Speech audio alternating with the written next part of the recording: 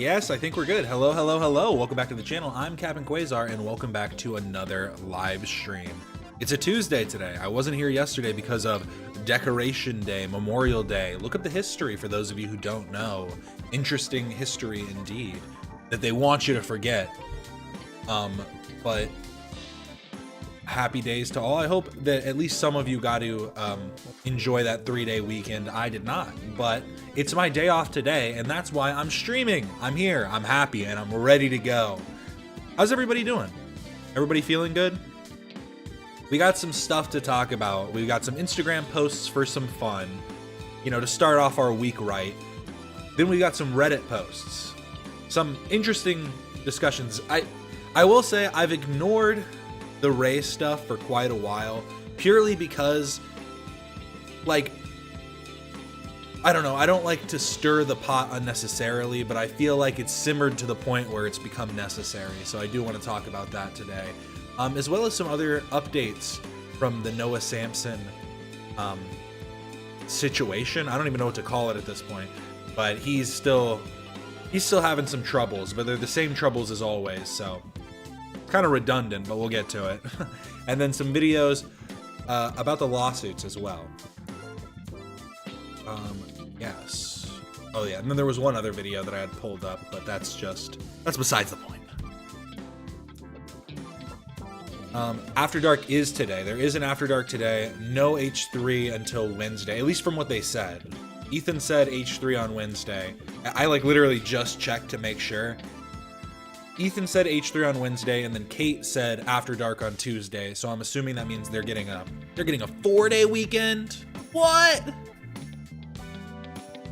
Unfair. Uncool, dude. But we are here. We are ready. And I think it's time to get it started. So sorry to cut off the music abruptly. And we stopped it, and it went dead quiet for a second. How'd that feel? To be left with your own thoughts. But now you get to be left with mine, so let's get it going. We're going to start with this one. Check out this dog on a highline. What do we think? Dog on highline. Dean Potter's dog on highline. You like it? I don't know if the dog, I mean, might like the view. The dangling part? I don't think anyone likes dangling. Yeah, goody. Good Dukers.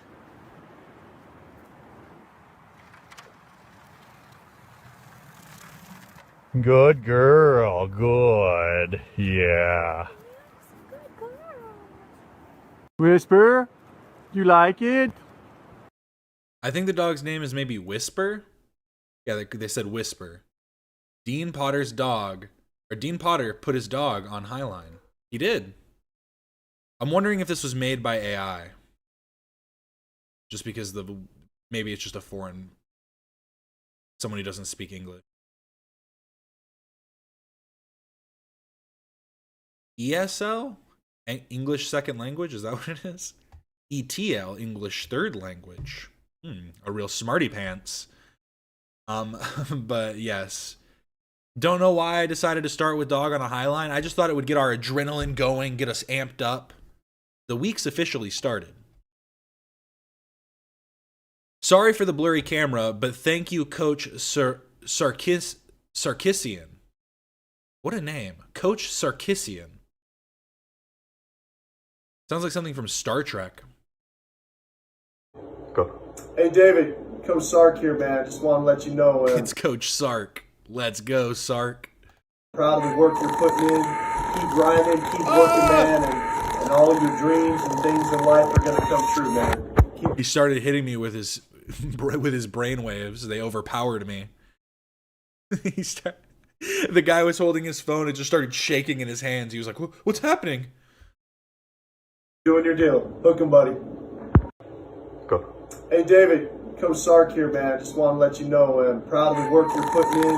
Keep grinding, keep working. Sarkisian? That's why he just goes by Coach Sark. It's too hard. Working, man, and all of your dreams and things in life are going to come true, man. Keep doing You know what's so interesting to me? Deal. It's like every principal's office. I know this is just a coach's office, but it's like every office I'll just say. Any school office, doesn't need to be a principal, but they're all like set up exactly the same desk, same computers. And I get that's for a reason. It's because it's cheap, but there's something ominous about it. Hook 'em, buddy. Hook 'em, buddy. Right up, go. Okay, here's a good question for everybody. I want you to all think about this.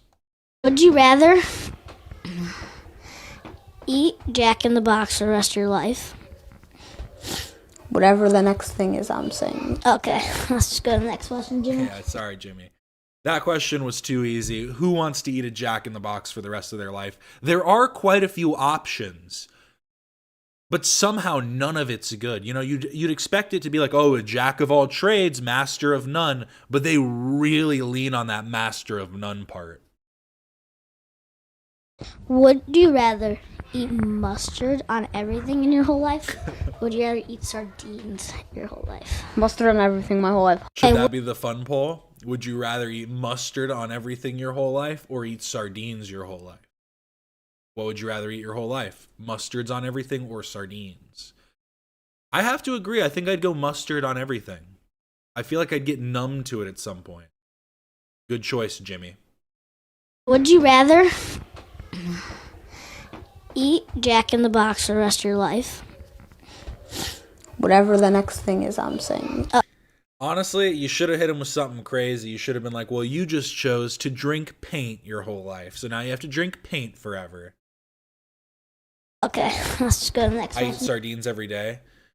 I guess it's not just eating sardines, like sardines is bad. It's if you can only eat sardines for the rest of your life. I think you'd probably get some type of illness.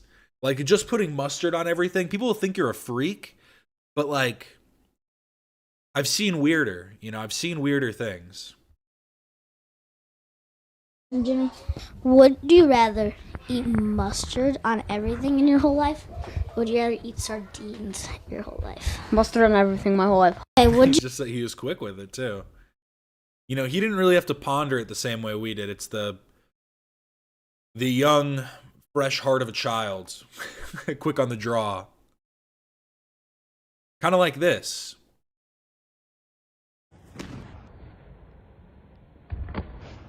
Kicked him right in the face. But I have to say the technique's there, because that's what you want to do, right? Why would you want to kick over his head?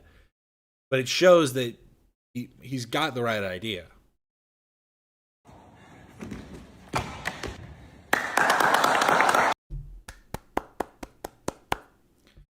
Got them all with a little done up.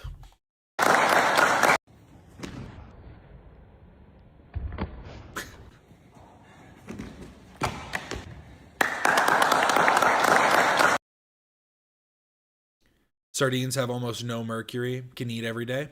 Okay. Sardines are the good one. He actually he thought about it beforehand. He said, "What fish could I choose that you could eat every single day?"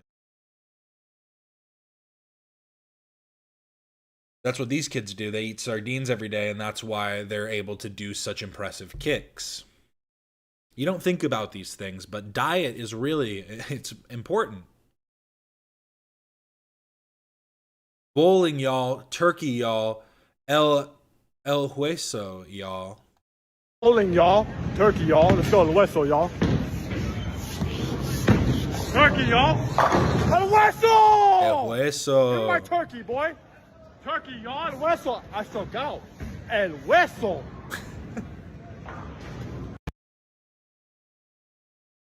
Bowling, y'all. Turkey, y'all. Let's go to Hueso, y'all.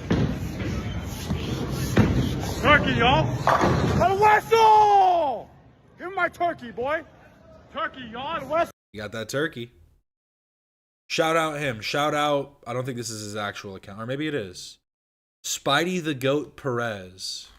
I think this is his account. Spidey the Goat. Thank you guys for the birthday wishes. I'm happy to be alive. This is chapter 36 of my life. Alright, there's something I need to tell you guys. Alright, and this is why this class and next class is hitting me the hardest in my life. Back in 2016, I had a job offer lined up in Oklahoma. Okay. and housing lined up. What kind of job offer? All right. We just won a national championship in softball, and one of my after school care people begged me to not leave the school. I said, listen, I can't tell you what the future holds. You were one of the greats. And what have you. Next thing you know, I was in the Social Security office because I had to renew some stuff, whatever. You know, I had to do adulting stuff. As you do. And I get a phone call from a housing department and a job offer in Oklahoma City, working at a sports store, stocking up or whatever the case may be. I told him, I'll think about it, give me a day. I sat down, I was living with my brother at the time. And my brother was out with his friends. Yeah, you do that sometimes. Or he was at work, and then my brother was out with his friends after. Okay, so it was a long day. Next thing you know, I heard a voice in my head saying, turn it down. Turn it down. They need you. Those Dr. Rolando staff and students and parents need you. The next day I called a job in Oklahoma and I told them, I'm not interested. Okay. I can't leave my school kids behind. The class of 2026 and the class of 2027 saved my life. Had I accepted the job offer in Oklahoma, there wouldn't be any more trick shots. Glory to God. Glory to God, trick shots forever. For allowing this to do what I love to do on the basketball court. Trick shots and inspiring you all. I just thought I had to come out today on my birthday to let you guys know the truth on why this class and next year's class means a lot to me. They saved my life. They saved me from making a humongous mistake. I am so glad to be at Doral Academy, inspiring others. Doral for life. Thank you guys for the birthday wishes. I'm happy to be alive. I think he was messing up. I think he was saying this happened back in 2016, and he's just reminiscing because it's been 10 years. This is chapter 36 of my life. He's 36 now, and he's talking about when he went to school. I think that's what he's saying. There's something I need to tell you guys. All right? And this is why this class and next class is hitting me the hardest. He's saying next class. Maybe he is talking about it. Maybe he is still in school. It happens. I want to see some of these trick shots, though.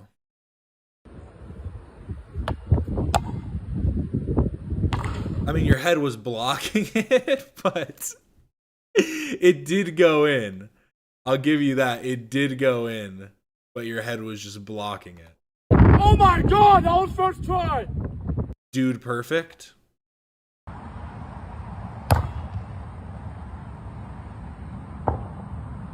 He missed. Oh! Oh! Wait, did it go in? Now I'm wondering. Bounce shot? Ooh, he got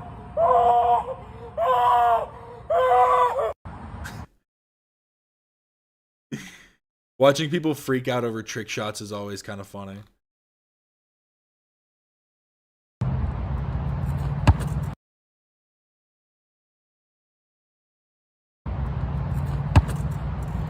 Got it.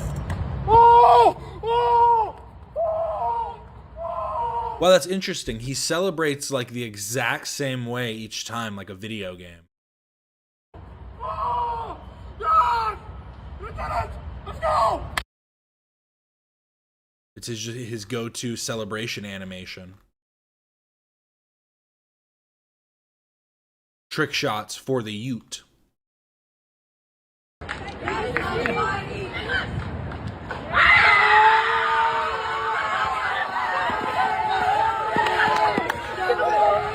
What if he just celebrates everyone and just blocks the angle? You can't tell if it actually went in. Well, this proves that it's not.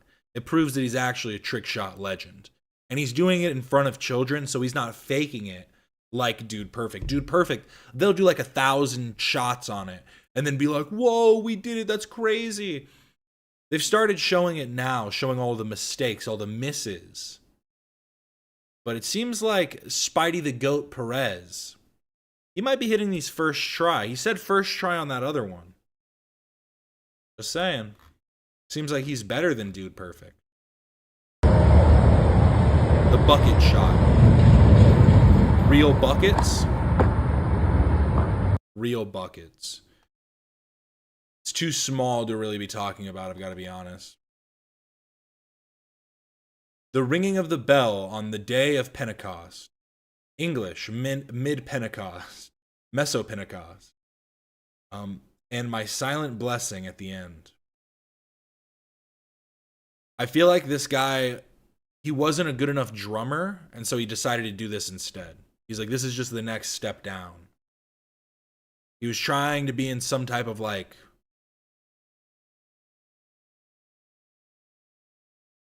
I don't know, like a band about wizardry or something. It just didn't work. Wasn't quite there. And he thought religion's the next best thing.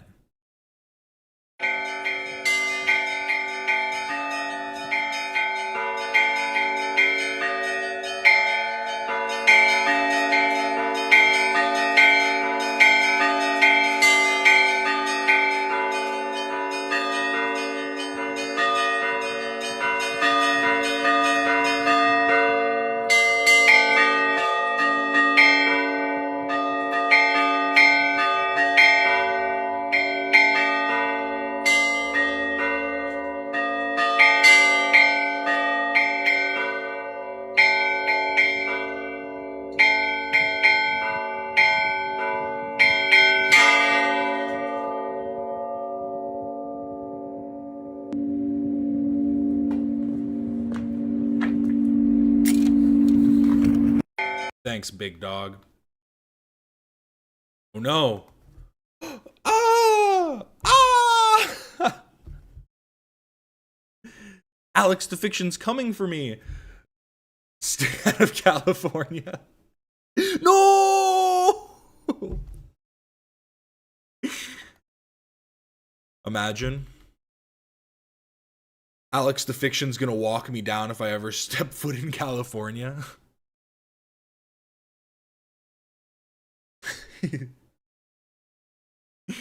He's gonna get some Hoovers on me.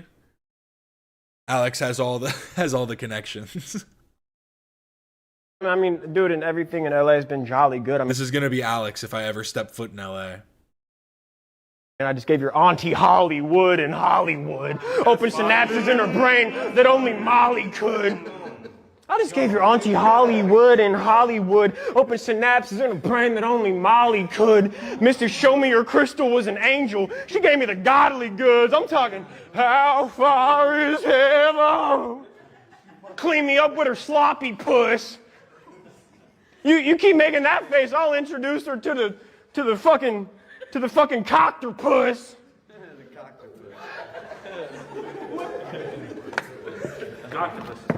Add it to the dictionary. I couldn't tell if this was like a parody, if this is satire or not. Because I'm sorry, it's if they're just saying, "Yeah, that was a good bar," "Yeah, that was a good line," that was a good one. They shouldn't be talking about it. If it was a good line, everyone just goes, "Oh!" Or you hit like a, you hit one of those. Oh! Calm down, calm down. What did I just stumble into? No, that's real. This is definitely real. Where is this located? I see a car back here. What kind of parking garage is this? Yeah, I mean, dude, and everything in LA has been jolly good. I mean, I just gave Just that beginning line. It's like, just stop. Everything in LA has been jolly good. I just gave your aunt Hollywood in Hollywood. The fuck does Hollywood even mean? What? Auntie Hollywood in Hollywood. Open synapses in her brain that only Molly could. I just gave your auntie Hollywood in Hollywood. And then he just said it again. He couldn't think of a better line. Watch some battle rap highlights of my boy Roan. Is it on Instagram or would I find it on YouTube? Because I do love some battle rapping. Who's the next big battle rapper? I could probably find if I just look up. Let's see. Oh, this guy. I've seen this guy.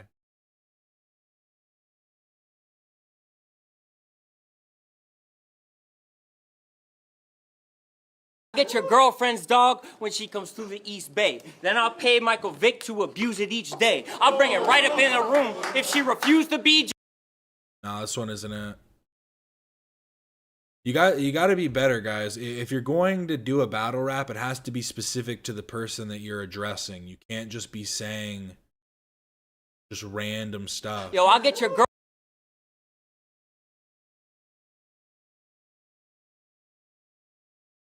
Need a better clip. Is that even the right guy?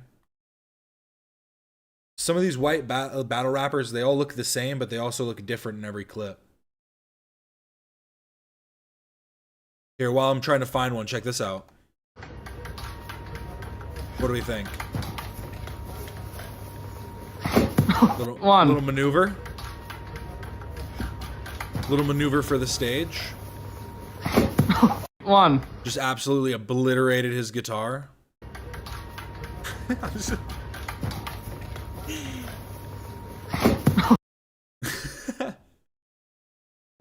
wish the play button wasn't here. His mouth is like fully open. I'm surprised he didn't snap the neck of his guitar. Like it's, he just went full knee down on it. Didn't break his knee either. Lucky.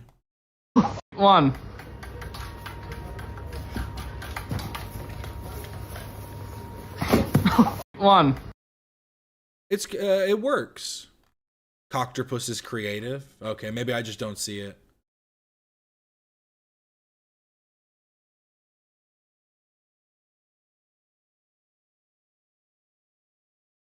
Maybe it's too deep for me.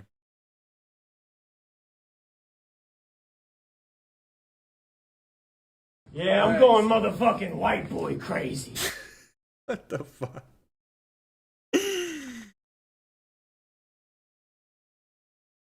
I'm going motherfucking white boy crazy. I will put Clear the room, clear the room. motherfucking snot rocket in your hot pocket. I'm going white boy crazy. Yeah, I'm going white boy crazy. I'll set you up with a very respectable woman and then cock block it. Man, I'm going white boy crazy. Boy, crazy. Put a 12 to the front of your jersey in a PG like John Stockton. Yeah. Yeah, I'm going white boy crazy. Aaron and Kyler go have to run the fade at the motherfucking Hot Topic. Thank you for the gifted sub. Thank you for the gifted sub, Alex the Fiction. What did I stumble across? Let's go, Goofs and Gaffs. Welcome in. I'm going white boy crazy. I'm fucking going white boy crazy. I will fuck your mom with my crotch rocket on a crotch rocket. Jesus Christ. Man, I'm going white boy crazy. How crazy?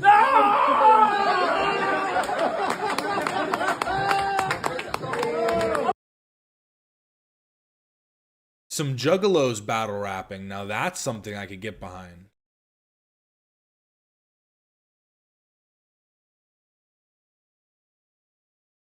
Oh, I tried to look up battle raps again and nothing came up. They wanted to stop me.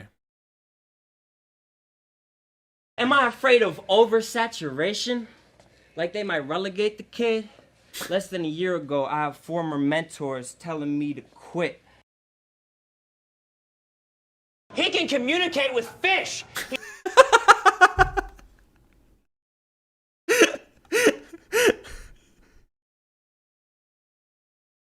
What? Some of these are the best. Okay. Honestly, I've seen so many battle rap Instagram posts.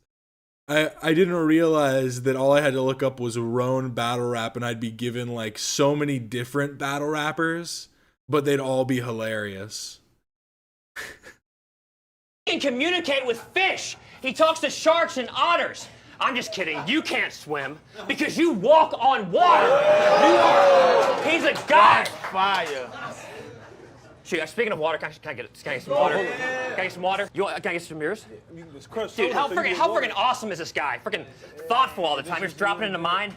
Yo, this man is a saint. He's honestly divine. Yo, he has turned my water into wine.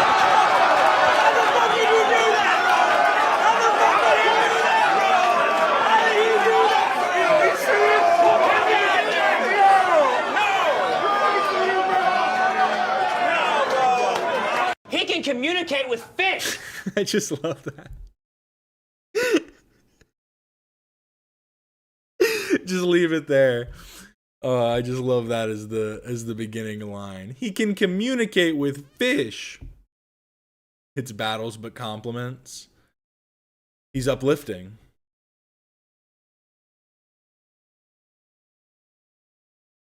And then we're going to end it off with a little bit of music, as always.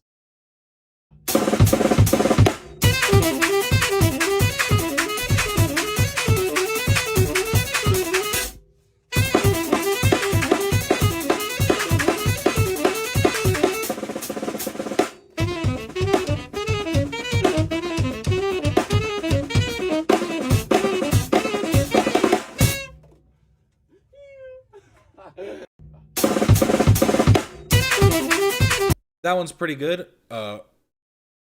Rapalus? Ostrotus? I don't know how to say that name at all. Rapalus.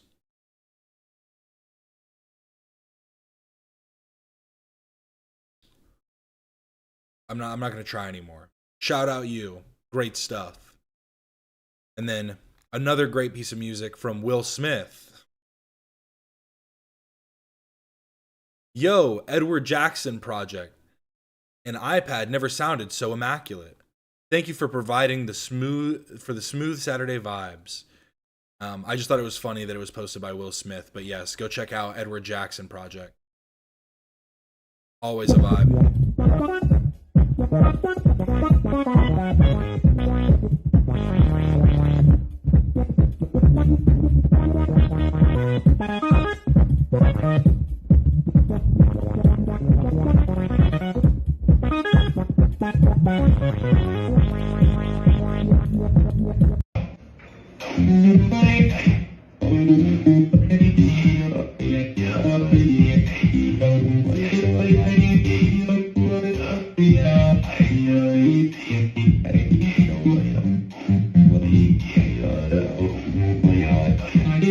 This is Daft Punk.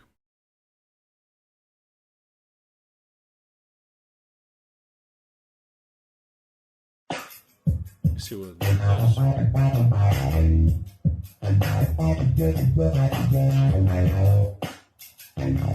Manor on the way.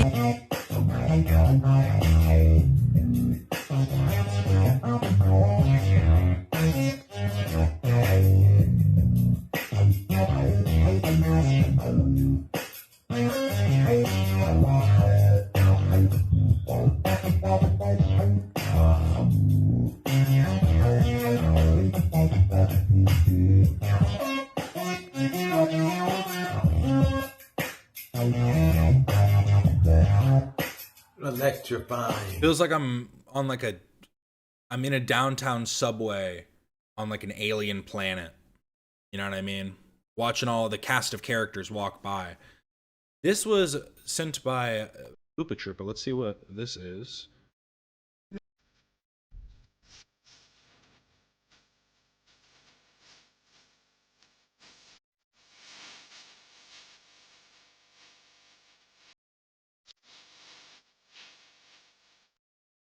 We do love some MJ, but can't play this. You know what I never realized? I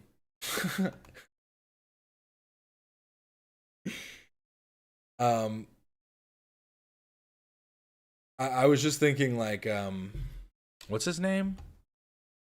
Not Michael Jackson.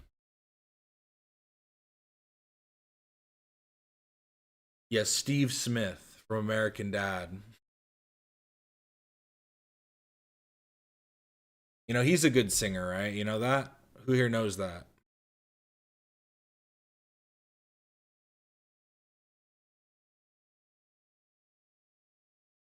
I can sing Baby Come Back. Baby. I need the best part. I want to hear it, but I want to hear I keep wanting to call him Stan Smith, but that's the dad. I want to see a Steve Smith cover of this.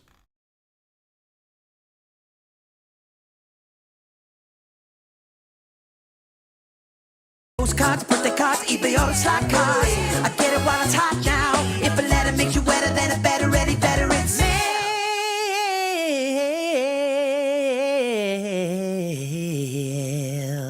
The only reason you need to know that American Dad is a better show than Family Guy. That's all you need. Steve is soulful. Steve can get into it. This was one other thing that I wanted to show, though. So, I am in Arizona. And some of you might know who this is, some of you might not. Former Sheriff Mark Lamb is running for Congress and has the support of Donald Trump. Bad guy all around. It's one of those things where it's not even necessarily anything specific, but he's just known locally as a bad guy, as not a very good dude. And they've kind of propped him up as like, you know, family man, this, you know, all this kind of, you know, a veneer over everything. And this came out, and this is pretty crazy. azcentral.com and the Arizona Republic came out with how the LDS Church examined claims of Mark Lamb's sexual impropriety. Steve on American Dad is Scott Grimes, right? He's very talented. Yes, I think so, yes. Now I'm like trying to go back in my brain. I do believe so.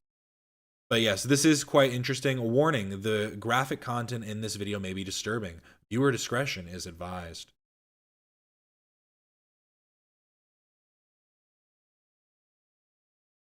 LDS leaders initially protected Pinal County Sheriff Mark Lamb after allegations that his sexual improprieties had upended the lives of at least 2 women. Jillian Stannard said when she made formal complaints to the church, a bishop told her that Lamb was his close friend and neighbor. Lamb was the newly elected sheriff, the bishop said. It was complicated. Then officials said they didn't want to take any action. That type of stuff is always so dumb to me. Oh, we don't want to stir the pot. When it comes to stuff like that, it's like it gets to a certain point. Things, you know, they've come to a head. You can't just be like, gotta throw it out. Oh, what are you gonna do? Until Lamb and his wife came forward on their own. After months of silence, church leaders acknowledged in text they had a problem with the Lambs, who held positions of authority in the local ranks of the LDS Church. This is part 2 of our investigation into Mark Lamb. The former sheriff is now running for Congress with President Donald Trump's endorsement. Texts, emails, and internal paperwork show the Church of Jesus Christ of Latter-day Saints looked into Lamb's behavior. I'm Laura Gersoni, a politics reporter with the Arizona Republic. And I'm Robert Anglin, an investigative reporter with the Arizona Republic. We found the Arizona lawman invited intimate encounters and indulged in a years-long habit of sexting that he later denied. These are so funny. OMFG, that's so hot. Thank you, I needed that. And then it's a picture of him flexing. Ha ha ha. I have something for you. We'll have to try them out on each other. Haha. Okay. Let me go get them out. Oh, I want to taste your sweat. Sexting messages are always so cringe. Whenever they get sent out, it's just like, oh my God. But yes, it's interesting because the way that it seems, at least from the way that it's being presented here, is that it seems that him and his wife are in like an open relationship of some kind that is like encouraged by they're both encouraging each other to kind of go find extramarital partners. And they are the weird part about it though is that they're doing it with I think they're okay. I was gonna say the weird part is they're doing it with other married people, but I guess the reason they're doing that is because at that point it has to stay a secret. Because it's like, if you are this person who's trying to become the sheriff, trying to become a member of Congress, you know, these things you don't necessarily want to be like extra baggage from your social life. And I do see people in the comments talking about how, things he does in private doesn't matter. And it's like, I bet if he slept with a guy, they'd care. I bet if it was a man that he slept with, they'd be like, this is too far. But they're like, his cheating means nothing to me. That's his private business. Yes, a cheat means nothing. Awesome. It's like that people don't understand like the way these things work. But a swinger church couple, rookie stuff. No, literally. But also, this is what I mean though, is it seems as though they were doing it to try and hide it to some degree. Like they obviously knew that, so then they were fine with in some ways messing up other people's marriages in the pursuit of hiding it. Because yeah, if they went out to like a bar, like, isn't that Mark Lamb? He just went home with that girl.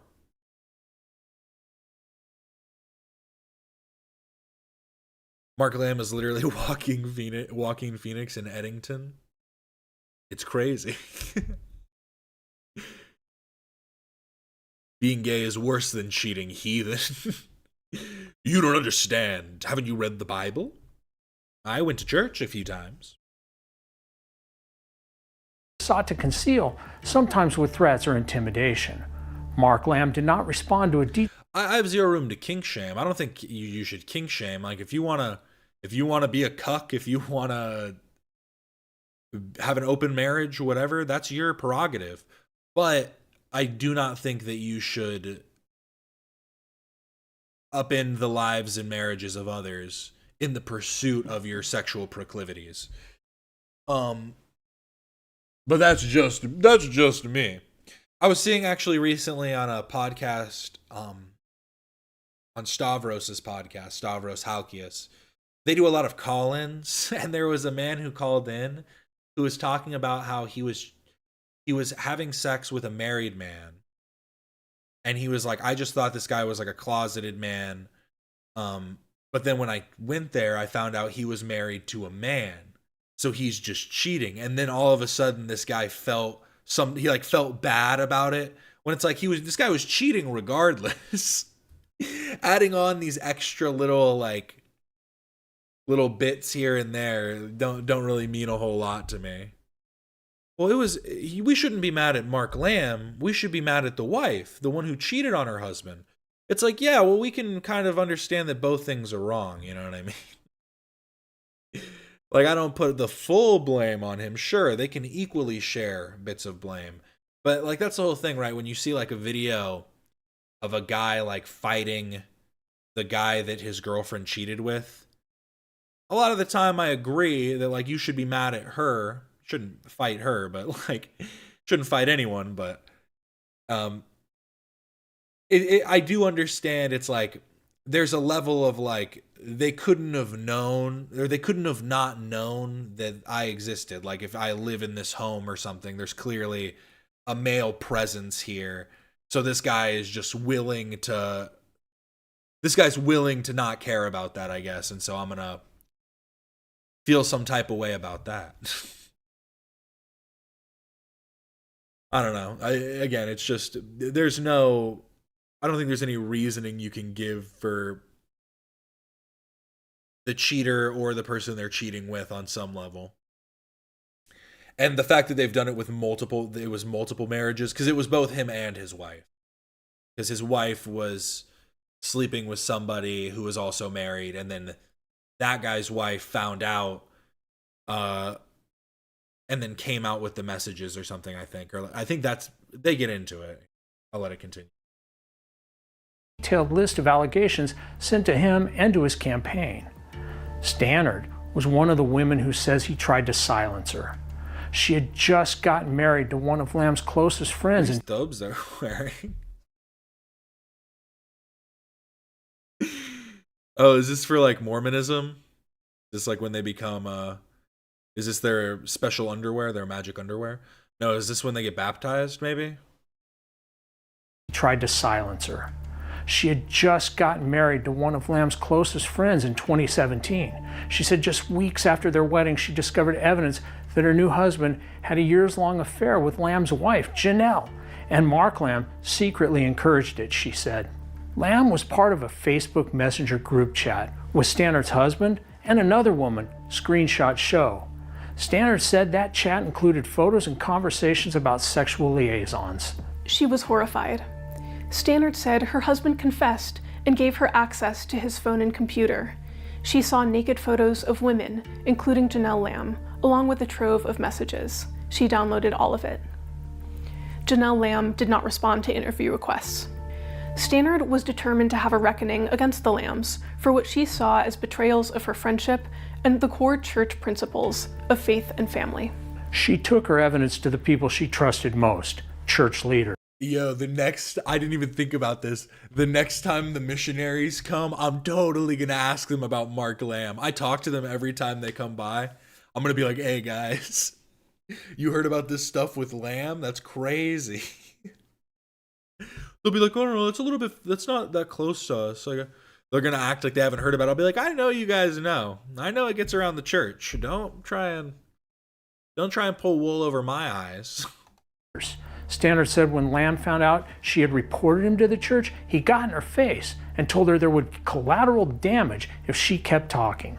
Stannard took it as a threat. She said the sheriff was telling her to be quiet about his behavior and how it had devastated her marriage. Lamb told her in a text that it was wrong for her to blame him, and in the same message, asked for her forgiveness. LDS missionaries approached Love on stream yesterday, and he asked them about Pokemon. They'll talk to you about anything. They will literally talk to you about anything.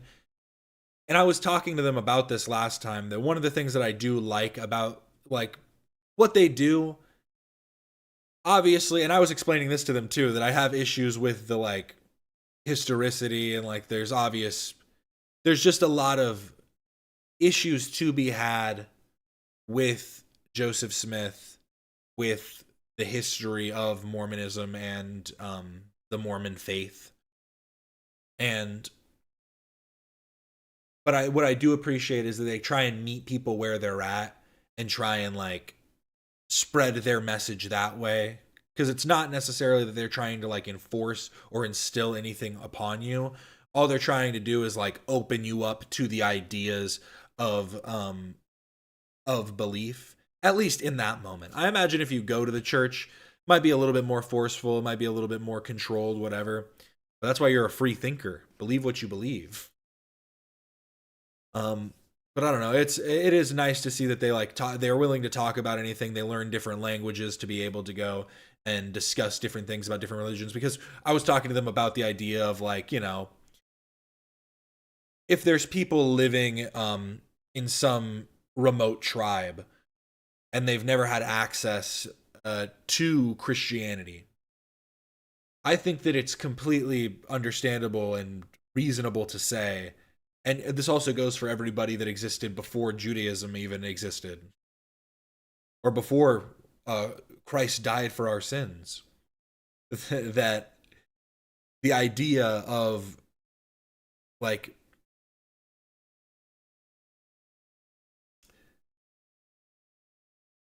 sorry, I'm going off on like a weird tangent about religion. And I don't need to do that, I'm realizing. Sorry, we're talking about sexual impropriety. But we were talking about how remote tribes can still believe in religion and still find faith even though they could never know about the Christian God or whatever. You get it. You get the idea. I had like an epiphany. I'm like, why am I going on this tangent? Sorry. A guy in chat said he was in LDS and wasn't allowed Pokemon cards. I think that they're prohibited from a lot of things, but that doesn't mean that they're not going to, again, meet you where you're at.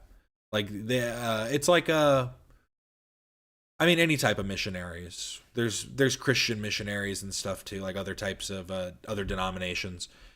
And they go out to like bars and they go to different places. They don't drink, but they'll sit with you while you have a drink and talk to you about it. stuff like that. I have a funny relationship with Mormons. Growing up, I constantly ran into Mormons, and I was raised Protestant, so it was interesting to hear about other sects. Sex? No, but yes, other sects. Although they became a meme because, well, they were always smiling, wearing white, and riding bikes. It was an inside joke as kids. The Mormons are coming. The Mormons are coming. Yeah, I mean, that is kind of just the way that they are in general. It was funny. I actually got to see them, like, one in training. It was like there were three of them, and then there was a fourth, and he was a guy who wasn't wearing a suit. He was literally wearing like jean shorts and like a band t-shirt, and I was like, interesting. But then he was like, I was just reading this from the Book of Mormon. Like, started going on the thing, and I was like, hey, maybe he's just in it for a cool trip. It's a spiritual MLM. Yeah, I mean, honestly, yes, to a degree, but it's like, what's the actual... All religions ask for money at the end of the day. You can just say no. I mean, what are they going to do? No, I don't give you money. Oh, I can't come to this church anymore? I guess I'll find another one? And maybe that religion isn't for you if they're really going to kick you out for not giving them money. I'll just say it. There was a church I went to when I was a kid. That roof, we kept donating for this roof fund. The roof never got built. And then they were like, we're going to buy this plot next door. That plot is now a Popeyes. It's a Popeyes and a car wash that blocks the church from the main road. Interesting stuff. Stannard said she thought the church would thank her for coming forward, for doing the right thing. Mormons and Jews are surprisingly good at basketball. That's why you never judge a book by its cover. Open that Book of Mormon, see what you find. Local Bishop Lee Orem and stake President Dan Oakes responded with equivocation, records show. So Stannard went over their heads. She sent screenshots and detailed emails to an LDS regional leader. He launched an inquiry, interviewing Stannard, her husband, and the Lambs, text messages show. He also talked to Tammy Peacock, a woman who... This image is terrifying. I'm sorry, Tammy Peacock. I know you are not... I don't think that Tammy is a villain in this story. I think that she does the right thing. This is like an unhinged photo. I wish I had like... I need like a scary... I need the O.J. Simpson when he did it.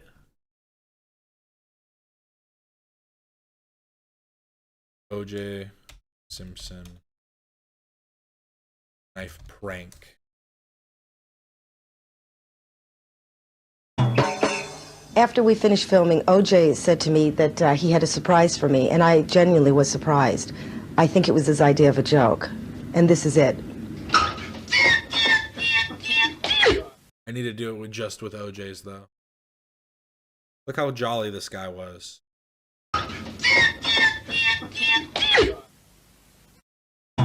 You think that guy ever did anything wrong? Ever in his life?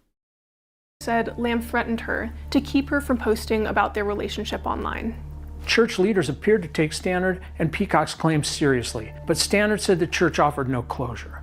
Church officials declined to comment on the communications or the investigation. In text to Stannard, they refused to say what, if any, action they took. They told her the outcome was confidential. Stannard took her complaints to social media. Like Peacock, she began posting her evidence online. In one post, she sarcastically thanked Lamb for all the nudes he had Janelle send to her husband. Her husband posted an apology online, saying he had been unfaithful and that he regretted how his actions had affected the people he cared about. Kind of a based reply, though. Yo, thanks. Thanks, Mark. I know this was your idea. Stannard said she had no more trust to give. At one point, she texted Lamb about sending nude pictures of his wife. How long it had been going on, she wanted to know. Lamb I can't believe we're in a post-OJ timeline. The saddest thing about OJ's death was that Norm Macdonald died first. Because he didn't get to make some final OJ jokes. Because, you know, they were already made. Now it's OJ can rest in peace knowing that his wife's killer is now dead. Stuff like that. But we know he would have come up with something. It would have been different. But yes, that's Mark Lamb.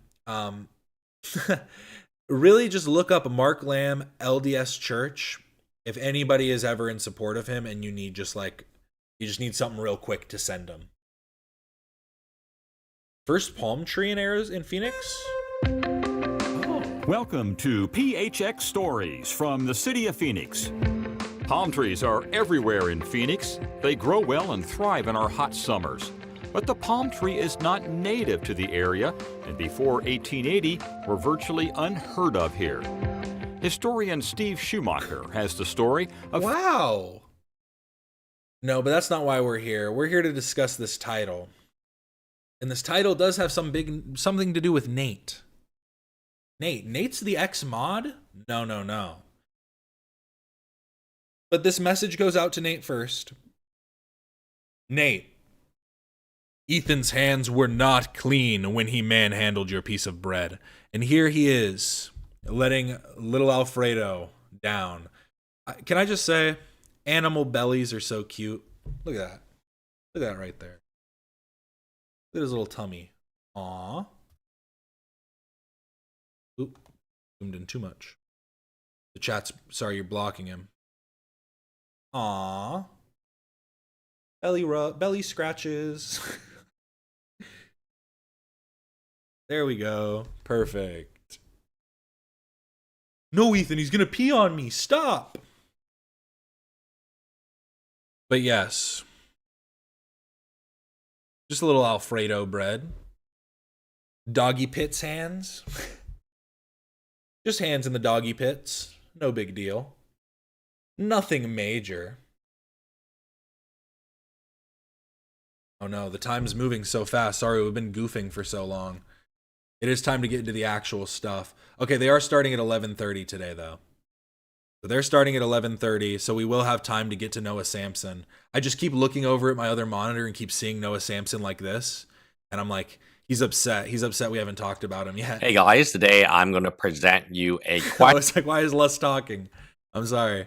We'll get to you too, Lust. Don't worry. Everybody's being a little impatient. Calm down, calm down. There was literally cold medicine next to the bread on stream. That was just for one of the other times he got sick. Don't worry. It's not a big deal. I don't wash my hands after touching my cats and I don't get sick often. But you've built up an immunity, that's the thing. See, I've always said this. I heard it as a kid.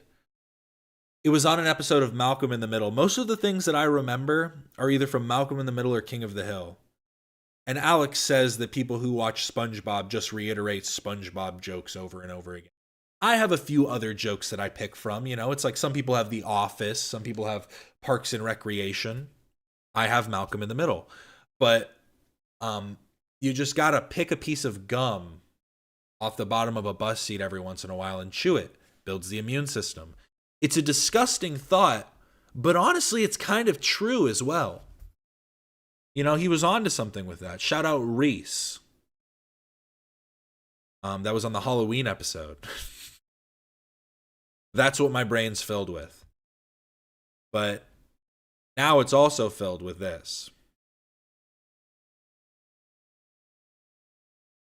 I have a no touching my face unless right after washing my hands policy. That's a pretty good policy, but hey, maybe you need to go rub your face on the floor outside. Go outside and rub your face all over the concrete every once in a while. Build up that immune system. Go sniffing on the curb, see how that goes. Interesting.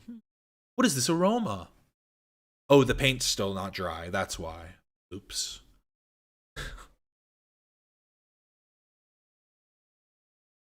Alex hates SpongeBob. He hates SpongeBob. He said that he didn't have cable and that was the main reason.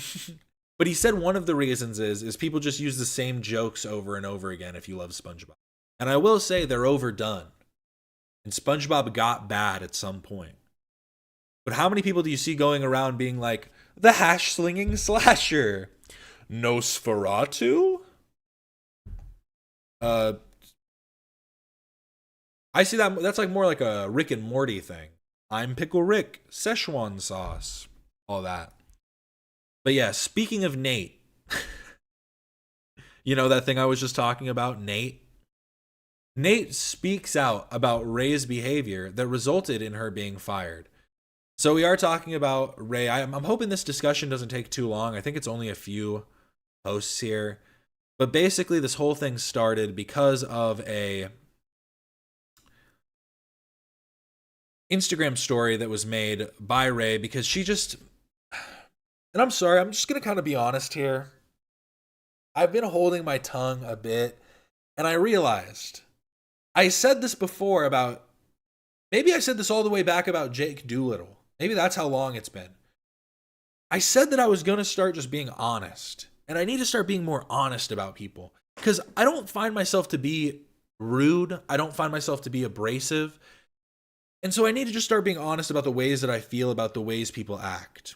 And I've always been a bit off-put about Ray, but as I've, come to know more people in the community, more people have kind of softened my view on her. But as time has progressed, I think I've come back to the feeling that I initially started with. And I need to kind of stick to my guns more, I think. I think that I have a decent reading on people a lot of the time. And maybe I'll become the person who loses friends, who loses viewers or whatever by talking shit. But I think that it's necessary at times. And sorry, this is Nate's chat. I don't have chat up right now so we can see Nate's beautiful face.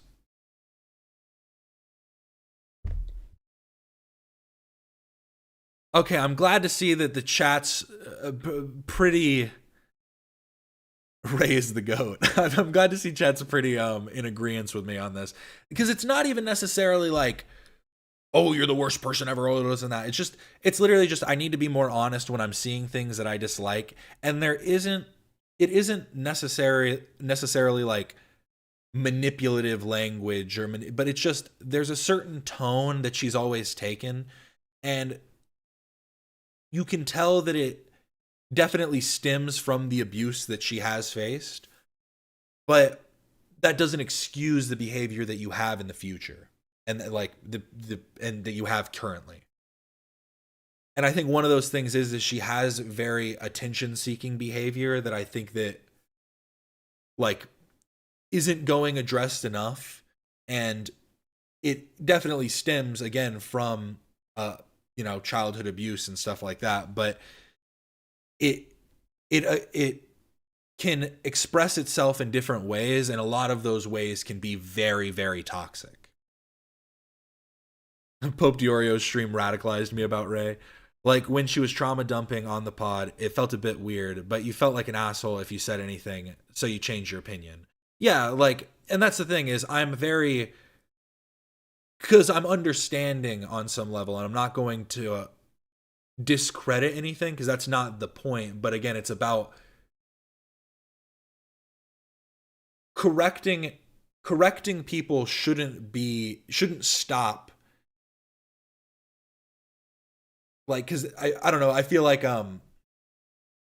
that's almost like the conversation about any type of like bigotry or ableism, or like a bigotry with like ableism or racism or anything. It's like there's also that bigotry of lowered expectations, and you shouldn't lower your expectations of people who were victims of abuse.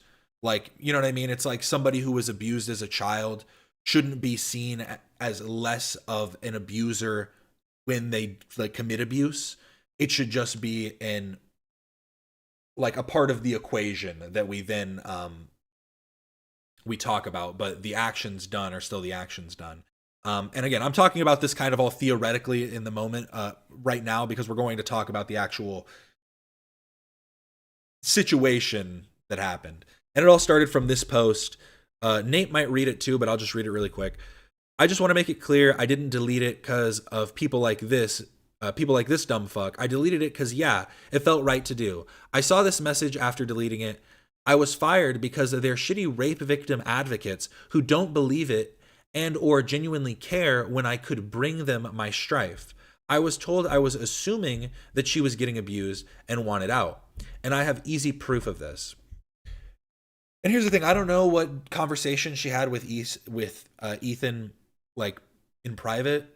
cool. Maybe he did say that there isn't enough evidence. I think that that's generally an okay stance to have because we don't know the circumstances. And honestly, I'm going to just say this now, because this is also true. She still has this GoFundMe open.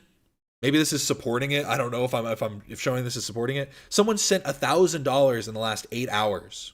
8 hours ago was $1,000 sent. $77,000 raised for her niece, who is 18 years old and didn't like get out of like.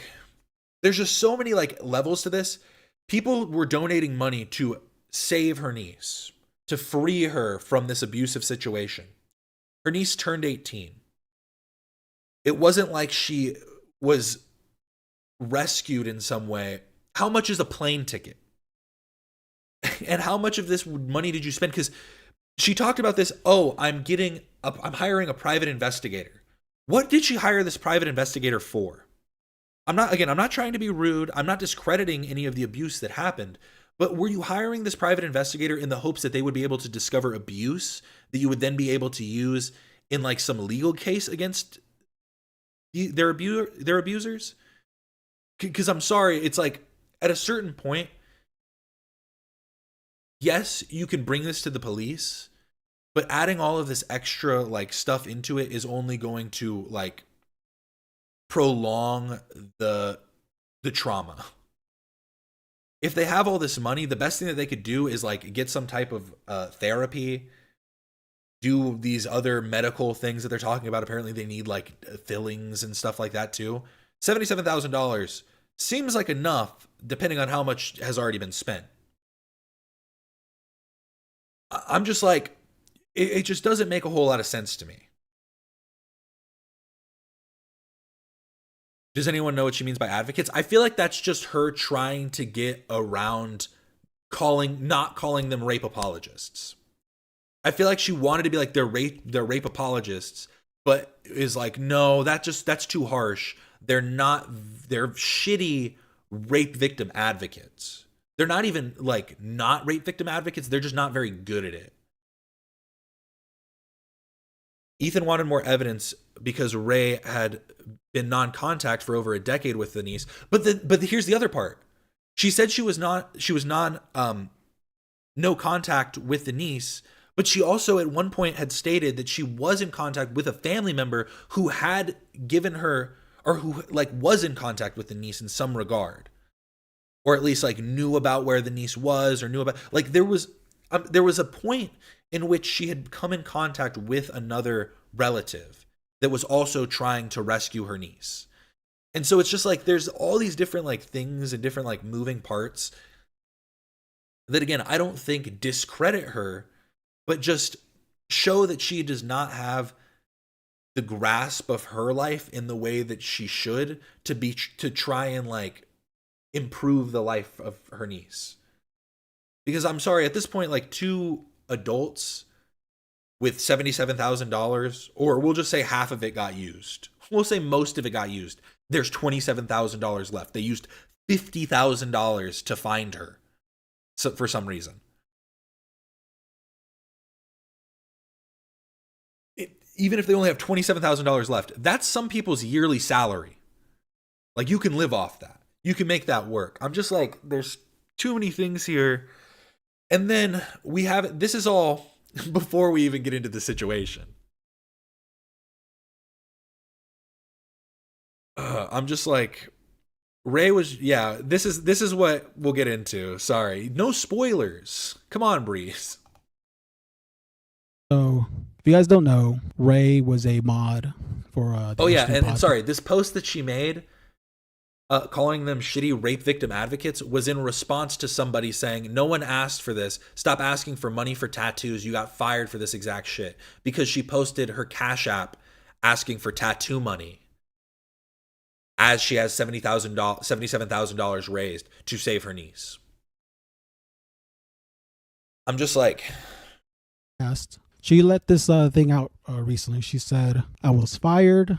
I hardly donate to GoFundMe's, and she pulled on my heartstrings so much I donated, and this is also frustrating to find out now. It's just like, and that's the thing, is it's not even to say oh, this stuff didn't happen to you. Oh, this. It's just like the way that you've handled yourself and the way that you have dealt with this whole situation is only going to discredit and make people more hesitant to donate to people in the future. And I feel like the biggest issue is that I think that, and again, this is all speculation on my part, but part of me feels like she thinks she's become some kind of like charity organizer or like charity donator, like donation organizer or something, because like an independent donation organization or something. Because on her link tree, she has somebody else's Help Muhammad in Gaza fundraiser. Our home has been destroyed for the 3rd time. And this is obviously a good cause to donate to. Here, I'll pull this up. But it's like I feel like she thinks that she's like it's, I'm sorry. There's just something to it that kind of rubs me the wrong way. Because it's good to advocate for yourself, to advocate for your family. It's good to become like a part of advocacy groups. But part of me feels like I don't know. It's like she thinks this is the outlet. It's just go on GoFundMe's. GoFundMe's are the way. She's got Doolittle brain. That brain do little. Sorry, that one was mean. That was mean. And yeah, the accountability part is the issue. So let's go through this. Because they're shitty rape advocates who don't believe or generally care when it brings them any strife. I was told I was assuming that she was getting abused and wanted out and have easy proof of this. So I'm going to talk about this because, like I said, this bothered me a lot. Was Ray fired because no one believed her? No. I'm going to be blunt about why Ray was fired. And this is why I'm going to speak up about it. And honestly, I think it's a good thing Nate spoke up about it because everybody just assumed. Here, I'm going to put my chat back up because he went full screen. Sorry, covering your chat, Nate. My chat's better. But most people just assumed it was because she was making all these GoFundMes. She had made multiple GoFundMes, or she had made one for her niece. Wasn't there another one too? I think there was some separate one. And then she had made another one after she got fired. I think there was a second one. But people just assumed it was about the GoFundMes. Because she was posting about it and she was basically accumulating funds from the fan base without Ethan and Hila's knowledge to that point. I mean, what we assumed was knowledge to that point. Maybe they did know. Maybe that was completely besides the point. Again, that was all speculation. So I do think that it's good that Nate's kind of, clearing the whole story. First things first, I don't want people to go bother Ray. I don't want people to go harass. By the way, Nate's my favorite streamer. Ray. The fact that she decided to speak this way is because she is getting endless harassment. Just kidding. My favorite streamer is Alex the Fiction. When will he stream next? Legos? Whoever continues to do that, stop. The second thing I'm going to add, I'm not here to call Ray a liar about anything she says. So everything that Ray has gone through, everything with her niece. Oh, that hairline's looking good. How's mine going? We good? I think I'm in the running. Just gonna say it. Personal life, I personally believe that. I believe all of that happened to her. I'm not here to call her a liar. What I don't like is why she decided to put this out.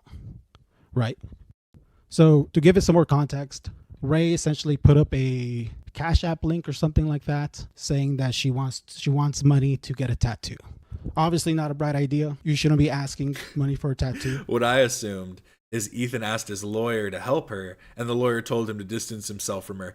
Ethan was like, hey, can you look into this? She's like, this is kind of interesting, and like, I don't know, this feels like a big deal. And the lawyer went, yikes, no. That'd be interesting. And it sucks that you get shit for that, but it sucks even more that you get shit for that, and then you immediately go after other people. Because like I said, Ray was not fired because of the stuff with her niece. I talked to the person that I'm going to talk about before I'm even going to say this. She was fired specifically for sexual harassment.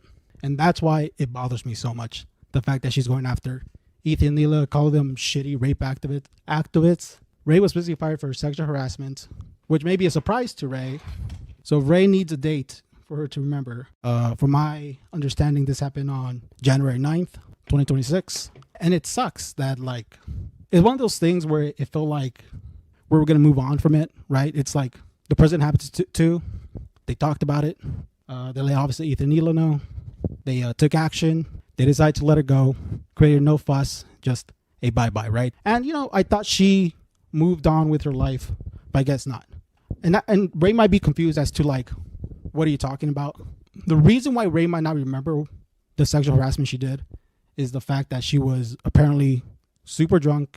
Like I said, she's speaking out against H3AD for being shitty rape advocates when she, like, harassed somebody.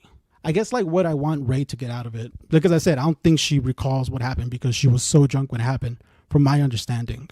Getting drunk and doing something that makes someone else feel uncomfortable is not an excuse to do it. And I hope Ray self-reflects on the fact that if she's getting drunk and doing that to somebody or has done that to somebody in the past, that it's not right. You know, you need to watch your drinking. Like, if she wants to respond, I hope it isn't, like, this is gonna sound mean. I hope it isn't her, like, because literally, like, that is the worst it can, like, the furthest it can go. But if your drinking impedes any type of social behavior, like, you should cut it out. You just don't need it. Like, you can find other things that make you feel good and, like, do those instead. Like, do that instead. It's so, like, if you are impairing your ability to socialize, whether it be, like, aggression, you know, your sexual expression, you know, being too sexually expressive to people, you know, whatever it may be. It's just like, you shouldn't. Impairment is the issue. It's never alcohol or anything. It's like, bullets kill people. People kill people, not guns. Bullets kill people, not the guns. But yeah. going on camera and crying. You're an adult. You did something shitty, did something fucked up. Either respond appropriately or just reflect on what you did. And it wasn't really like that was like the only thing that like really happened, you know. Like Nate talked about her knock. Sometimes I just meld words together. I do that when I write too. I write with the as withe, W-I-T-H-E sometimes. But Nate talked about her for 12 hours long. He didn't. He just started talking about it again towards the end of his stream for some reason. I guess I was trying to move on from it too quick, but like we've had issues with Ray, you know. I won't speak for everybody else. Like I said, everything I'm gonna say, it's just gonna be me. It's not gonna be anybody else. At some point, Ray started coming to the office like every Friday. One of the things that happened that, like I said, it started kind of discomfort with Ray, and this mostly just to emphasize the boundaries thing, right? Which is why I'm assuming what happened is this person happened. She would bring her boyfriend over, and they would do a lot of PDA in the office, you know, to the point where like some of us talked about it. No tonguing and tickling in public. Not good. You can give pecks. You know, you can be like, oh, good to see you. Oh. But like, you know, every once in a while you go in for a kiss or whatever, you do a kiss, but like, I don't know. I always also feel a little bit, I always have like it's a bit of a chin scratcher, a bit of a chin stroker when I see a couple that's so affectionate. And they are broken up now. And when I see a couple that's overly affectionate, I'm like, you're compensating for something. You know, and I'm a very affectionate person. We hold hands in public, you know, we put our arms around each other, we give hugs, we do. But like specifically kissing in public and like holding on to each other and stuff like that, and there's something to it, I'm telling you. And I even talked about it. I sent this to people. This is a message from go tell your partner you hate them. That's the way that it should be, right? Just kidding. If you're doing that, that's also bad. But Nate's showing a message he sent. Sorry, I cut him off. I sent on May 16th, 2025. I said, yeah, they do a lot of PDA. They're a bit too comfy, to be honest. This is me reference to like Ray and her boyfriend. May 16th? That's my birthday, but it's March 16th. He just read it wrong. And that was like just like one incident. And like that was already like, all right, they're pushing boundaries, and it seemed like that was dealt with privately because we didn't really see her boyfriend that often in the office. Another thing that happened was she would take a lot of pictures in the office. Like, she would take a lot of pictures. At first it was fine, but then like she kept doing it, and it got to the point, there's like one particular incident that was like super uncomfortable where like she would always ask people to take pictures with her.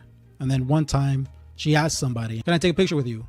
They said no, bluntly. It's like, no, I don't really feel like it right now. And she just kept pushing. Who do we think it was? My guess, Love. Love's the type to be up front and say no. But I also feel like he's the type to, after a few times, be like, oh, okay. Just do a little one of those. Do one of those kind of smiles for the photo. She's like, oh, come on, please, please, please. And then I think eventually they gave in and they took a picture with her. I know it's an internet pod, but taking your boy girlfriend to the office is wild. Yeah, that part too is also kind of weird. Like, what are you going to bring friends and stuff over? Like, it is work at the end of the day. And also, the way Nate's making it seem is like it's not necessarily her place of work. Dan or Love? Yeah, Dan or Love. Ooh, Zach too, maybe. Zach's a maybe. I could see Dan doing it too. But I also feel like Dan's been around the longest, where he's probably more used to people. Like Dan and Zach, I feel like have been around for so long where they're probably used to people asking for photos. And Zach's a rocker. He loves having his photo taken. PDA PDA can really highlight codependency. Yeah, I think that's probably a good way to articulate what I'm trying to say. Because it does kind of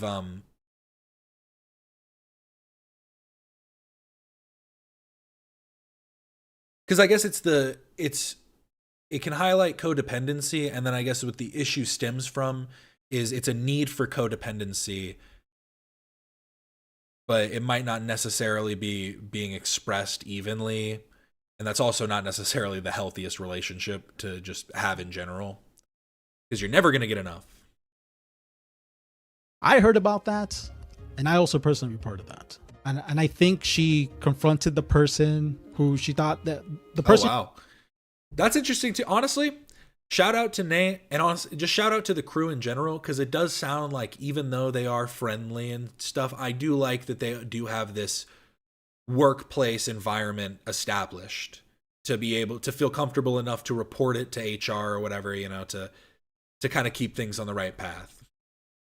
Because I'm sure they're cool to have conversations as well. But when it's something like that, it is nice to see that they are doing that too. She did that too about the photos. They weren't the one that reported. I was the one that reported it. Because I was like, that's not right. That's, you know, it's like, let us just live in the office, you know? And like, look, we don't mind people coming to the office. We don't mind people visiting, especially the mods, right? You know, Avery was always welcome. Avery came. Blizzard Woofy was always welcome. See, so that's the way it seems. It's like an open door policy, but you're not necessarily needed in the office. So then bringing a +1 also feels like a bit of an overstep of work boundaries, I'll be honest. But they bring, you know, a lot of them bring their partners in. But again, it's like they're working in the office. It's their workplace. I guess it is theirs too. I don't know. Maybe I'm thinking about that part too much, but that also feels a bit odd. Welcome. I think where it kind of like became comfortable with the Ray was just the fact that she got a little too comfortable in the office, where she would be constantly taking pictures and recording, or she would bring her boyfriend and, you know, they'll be cuddling and kissing in the office. And it was just stuff like that, you know, and like it became uncomfortable, but you know, it was dealt with. And then finally with what happened on January 9th, that was kind of like, all right, well, this music playing over it is just so unfitting. She's got to go, you know? So what happened was this person called me. They told me, hey, you know, Ray says she needs help. Or I think her boyfriend contacted this person. They contacted me saying Ray needs help. I told this person, don't go. It's the middle of the night. You know, stuff like that is risky. So I was like, don't go. You know, nothing ever good happens when you go somewhere in the middle of the night, especially like a bar. But, you know, this person's kind enough. They went to go check up on her. And, you know, then stuff went down, and pretty much other people were probably, I mean, at least within 24 hours, I knew about it. The person said it's okay to say what happened. What they reiterated today was that there was indecent exposure. I had a very traumatic childhood, and you still have to grow up and be an adult and face consequences for your actions. No, exactly. It's like and someone else said it too, that different people face different traumas, and some worse than others, some, and no, like, no one's trauma is greater in any way, you know what I mean, in that context. They are all equally, like, as relevant to your actions in the future. They are only relevant in the sense of that is your history. They all affect you differently. They'll all affect different people different ways, you know, different, even a singular type of abuse will have an impact on two different people in you know, in drastically different ways. It's all in, you know, a person by person basis. But the one thing that is the same is that we all have to overcome our traumas and be able to, you know, find some way to function in the world, you know, as it stands. And sometimes it sucks, sometimes it's difficult, sometimes it eats away at us. And that's why we have to figure out and carve out those groups and people and lifestyles that we actually can enjoy.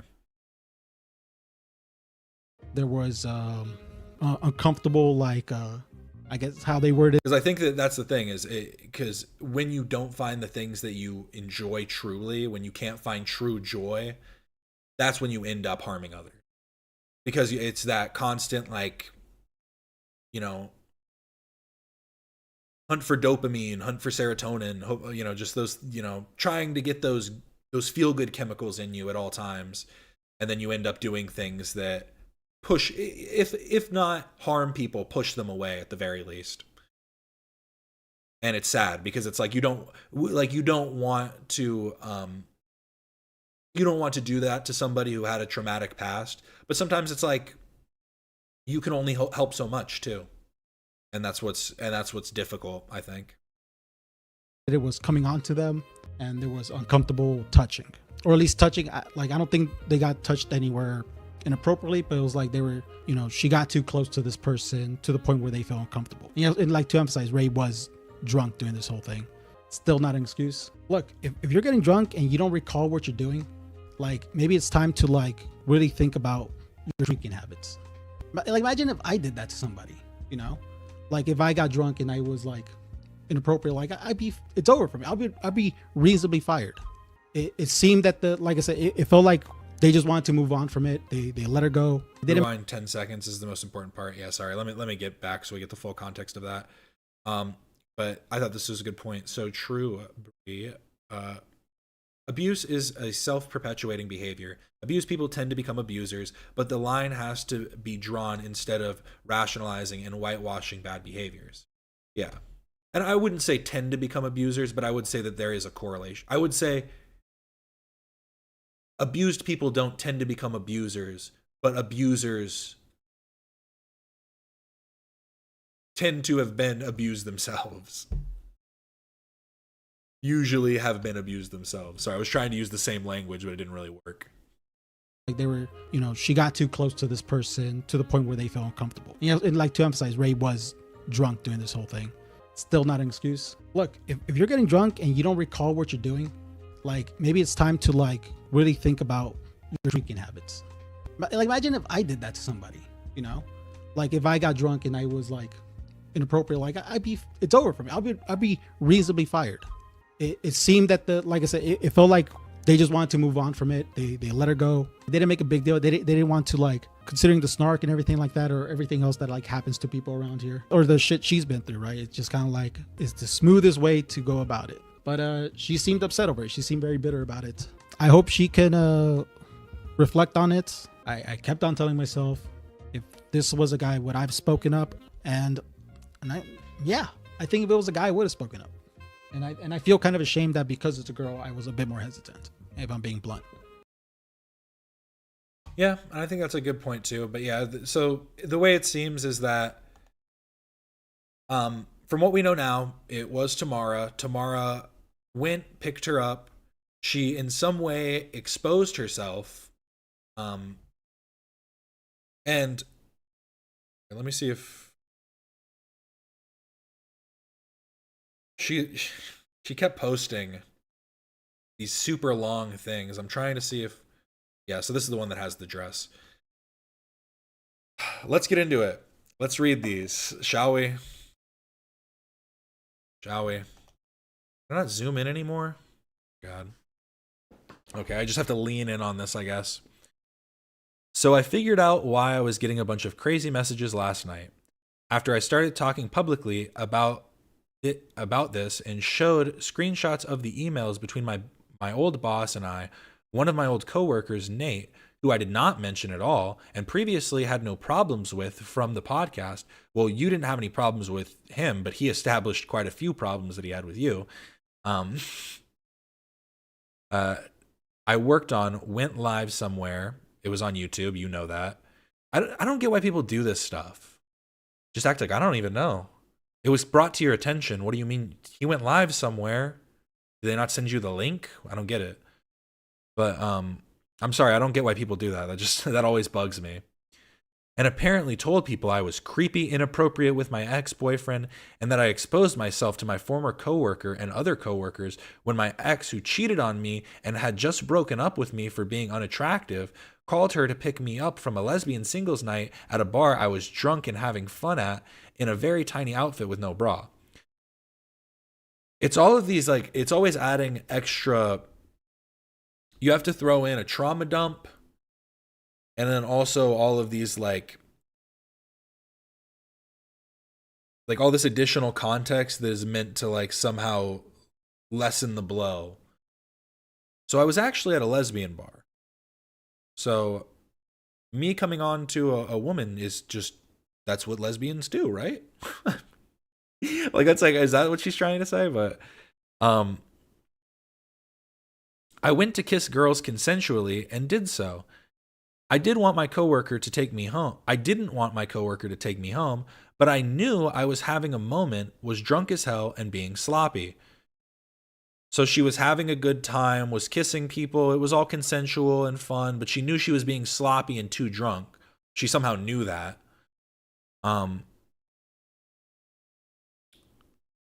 So I didn't fight much and went home. The coworker I was originally talking about says I got too close to her and that she saw parts of my body which made her uncomfortable. I don't doubt it given how out of it I was and how microscopic the dress. This part was funny too. I don't doubt it given how out of it I was and how microscopic the dress was. She's valid to have been uncomfortable. I cannot read this, it's way too small. I apologized to her the day after for just how generally awkward it was to be put in a position of having to pick up a blackout super sad me at all. After waking up today and hearing how I made her so very extra uncomfortable, I sent her another apology for specially this. I think she means specifically. I'm not going to post that because it wouldn't be much of an apology if I did. And you're talking about it anyway. I'm not going to post my apology because that would make it seem insincere. So I'm just going to explain that I made an apology instead. She's valid in her feelings, whether she accepts this apology or not. That's the context to the wild DMs, though. And just to be clear, again, we don't know about your wild DMs, so we didn't need the context, to be honest.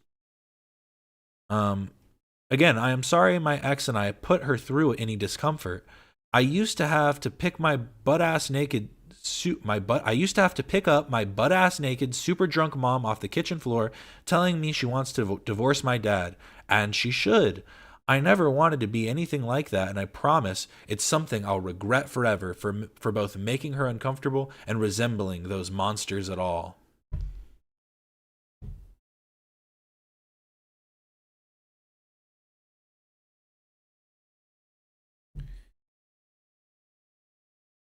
And then she posts Nate's messages. Oh yeah, she did post those too.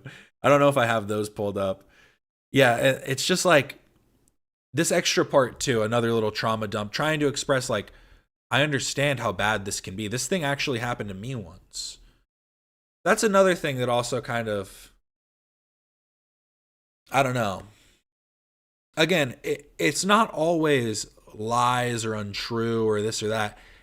And I do think that it is an expression that stems from abuse, but I do see it quite often from people that like to just drop in these little tidbits here and there about like, oh, well, this happened to me. Well, I actually have a friend that did this. Well, you know, this guy did this. Maybe that's what I do on stream. Is it my trauma coming out? But you know what I mean. It's usually in a social setting, and it's done in a way that I said before is very attention-seeking in nature. Because a lot of people have stories that they could tell, and a lot of stories are interesting to hear, but there's a time and a place for stories to be told. And I think that a lot of the time people feel that their story is somewhat deeper, like more important, more grandiose than others, and deserves more stage time and more like attention.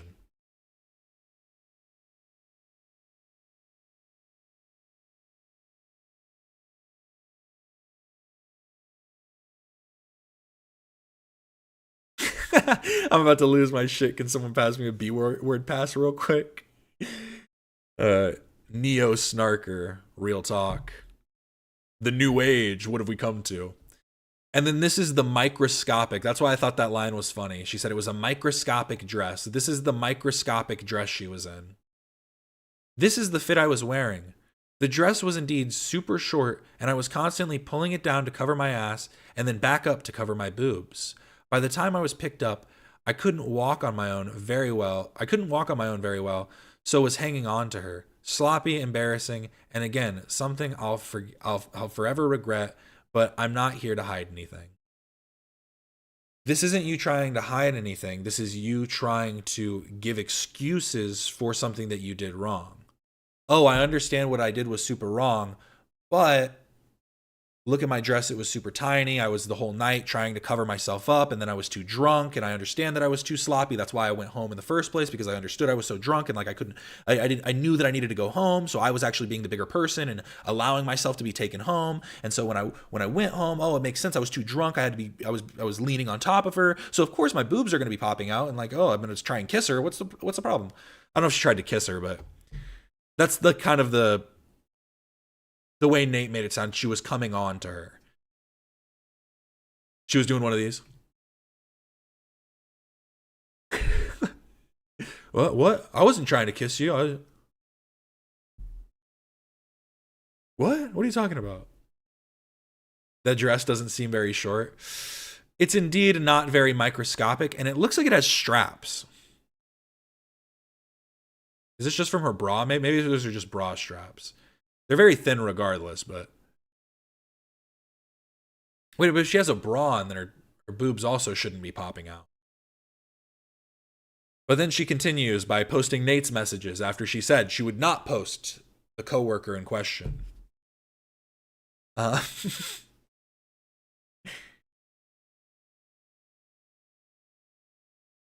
The way she was describing it, I was totally imagining she was basically naked. This is a totally normal dress. No, yeah, calling it a microscopic dress, you would expect it to be like super low cut and like, I don't know.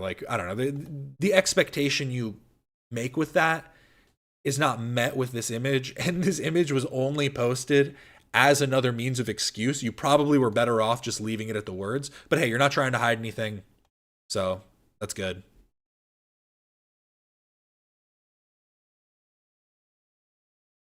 If she had straps, that's even more of a reason to believe Tamara. Like, what is she on? Like, I don't know. Like I'm saying, it looks like straps for the dress, though, because it looks like it's hitched right there, right? Like, it comes up to the band right there. Am I wrong? I can't zoom in on these for some. I think it's because there's multiple images. But it looks like it comes up to the strap.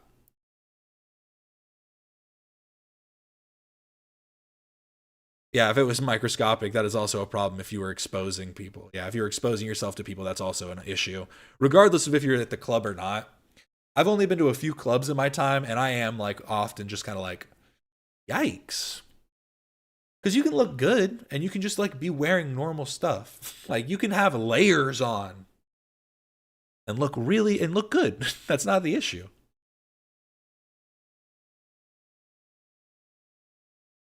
But then she posted this, and I guess she's the one. Is she the one who outed that it was Tamara? Because I don't know if Nate said it.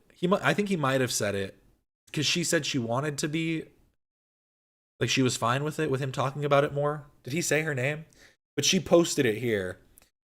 Hey, I sent an apology to Tamara because I did indeed not remember much. You didn't remember much of that night, but you remember that you were real sloppy and that you were clinging on to her. You couldn't really walk that much. You remember that you wanted to go home because you knew you were being too sloppy. Like, there's none of this is really adding up, but okay. Sorry I keep doing that. It's just whenever this happens and I see people saying all these types of things, it's like all of the different statements that they make start ringing in my head. It's like I start hearing like the flood of information that they're trying to give, and it's like these things aren't adding up. None of this makes sense. Nate said it 20 minutes after what you saw when Tamara messaged him saying it was okay to reveal. Okay, yeah, so it was just a different clip. I thought I saw a different one too. Maybe I just didn't pull up. I think I had maybe 2 Nate clips that I didn't pull up. Or a second Nate clip, I mean. Definitely a strap and not a bra under the dress. You can see where it's sewed to attach the strap to the dress. True. Yeah. No, that's what I mean, is it's just like, all of these things just don't make any sense, because then how are your boobs popping out? I can understand needing to cover your ass, like just needing to keep on, like, kind of pull it down a little bit. But I don't know. Whatever. I mean, that's besides the point. But yes, I'm not going to read all of this, because again, it is just a lot of trauma dumping. It doesn't... It's just, it's a lot. It's a lot.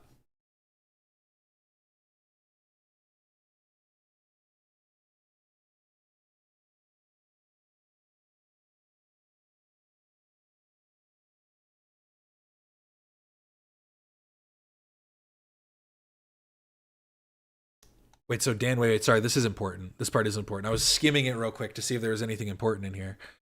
I was very open about taking pictures because I come from nothing and wanted to...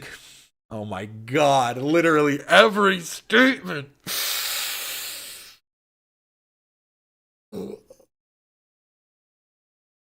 I was very open about taking pictures because I come from nothing and wanted to remember that I was hired by my favorite podcast.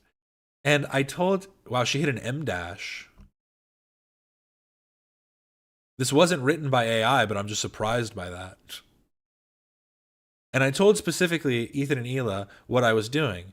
I asked if it was okay so many times, it seemed Ethan was getting annoyed by me asking because he would tell me I didn't have to ask. When Dan told me... Or when Dan let me know I crossed the line, I removed the specific post mentioned. He said it was a problem because I might post Amazon barcodes in the background of the office that could dox y'all. I went back to asking if it was okay to take pictures at all. Same with getting in the gate. I didn't ask for it, but Casey had logged me into the doorbell thingy to open the car gate so I could get in easier. Also, posting these messages is kind of fucking weird too. We didn't need to know about the gate message, like the gate key code and shit. We didn't need to know about their gate system. I'm honestly sorry for reading that a little bit. But yes. And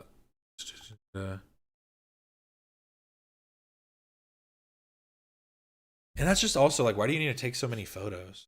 Take a few. I'd be too embarrassed, honestly. Like if I was ever to make it into the H3 studio for some weird reason, I'm doing magic. Check this out, guys. I'm juggling. But I'd be too embarrassed to ask for pictures. I'd be like, I'm good. Maybe one as I'm leaving, hit one of these. Big selfie with everyone.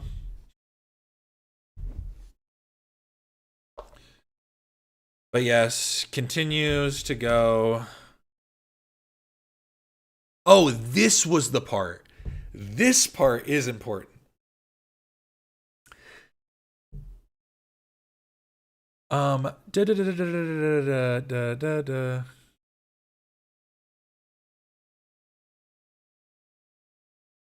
What the fuck? Okay. During one of my first video calls with AB as a fan was in the Discord. He joined the main VC and a bunch of us were already in there. Then more flooded in, of course. Oh wait, no, is it not this part? AB asked people to answer an icebreaker question if they wanted to. That question was, what is your kink? I was the first person to say, I'm not comfortable answering. There were minors in the Discord. There aren't supposed to be minors in the Discord. Like Gwam has her Discord as an 18+ Discord that actually impacts it, so you can't use it on mobile, but you can moderate it, and as a mod she should have been doing it, but I don't think that's what she's talking about here, but she does talk about it later.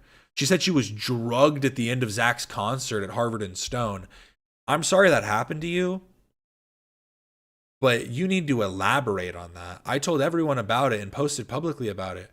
I have phone logs from calling Rain Hotline. Zach agreed it seems likely to have been the bartender. Said he's going to see what's up. Tom gave me a weed vape. Lena and Olivia gave me hugs. Nothing ever happened, and he performed there again. You can, like, what's the point? What's the point of saying that? Nothing ever happened, and he performed there again? No one said anything to me about it again. I let it go because this feels like the millionth time I've been raped or almost raped, and I'm just fucking tired. I just want to be happy. Why are you bringing this up to Nate? What? That isn't Zach's fault. And what are they supposed to do other than go and be like, hey, my friend thinks she got drugged. Did you go and get like a blood test to see if any drugs were in your system? Because that would be the thing you should do. If you think you got drugged, you should go to the hospital and get a blood test to see if you've been drugged, because then you can take it to the bar and be like, hey, I got drug tested, I got drugged at your bar. And you, like, there are certain things that are like you have the onus of too that you need to kind of take care of in this circumstance. What can Zach do if he just says, hey, someone I know thinks they got drugged at your bar?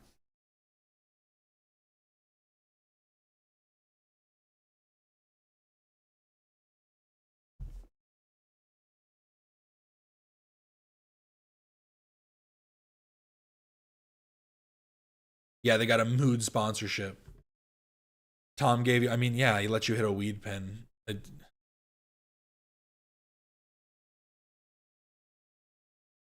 Is that what they're trying to, is that what she's trying? I didn't even like put two and two together here. Is she trying to say that they didn't do enough? Tom gave me his weed pen.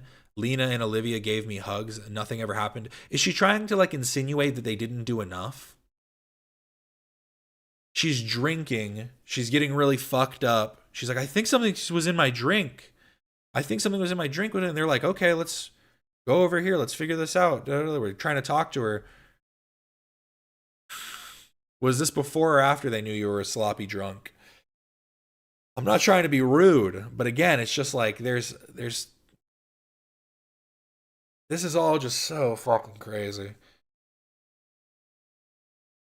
I don't know. I guess all of this is just kind of a long fuck you, to be honest, because I have been honest and open and well-intended from the beginning. We all know I'm being real. I sent proof of the PI.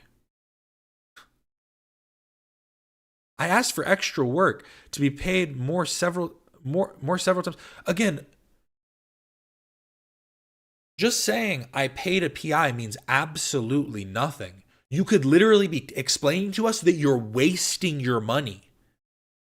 You don't need to tell us the details of every little in and out that he has, but literally just say, I'm working with the PI still. So far, he's gotten me a little bit of information on her location, on her whereabouts. Are you trying to specifically get information about their abuse? Because that's the way that I'm starting to think, is that she hired this PI to try and like go look in their windows to like catch them like abusing this girl in some way so that they can take it to the police. And that feels like such a misallocation of these funds.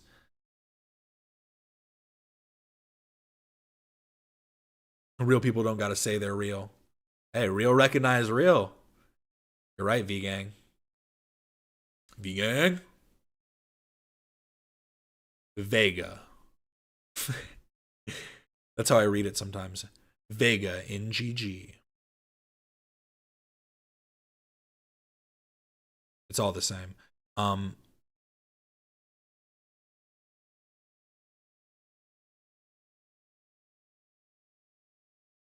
She also once claimed last time this all flared up that she can't give info about the investigation or it might compromise it. Bruh, what is this, Taken? No, that's what I'm saying. It's like, there's certain things that you can say. There's certain things that you can give us information about. I love how Captain is triggered. I get it. We all know people like this. No, exactly. It's like we've all met people like this that talk in these ways, that do these types of things. And it's just like, we got to just start being real. I'm sorry.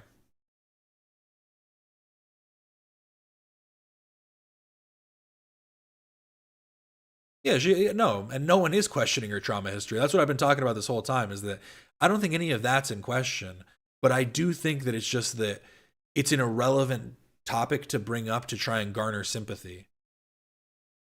She's sympathy baiting. And that's like, again, that is more than likely an expression that is that comes from the abuse that she faced, but that does not justify it in any way. There's only an explanation for it. Yeah, and then she's talking about all these messages that she gets, calling her a scammer because of these GoFundMes. You don't need to be looking at your like DMs. It's just unnecessary.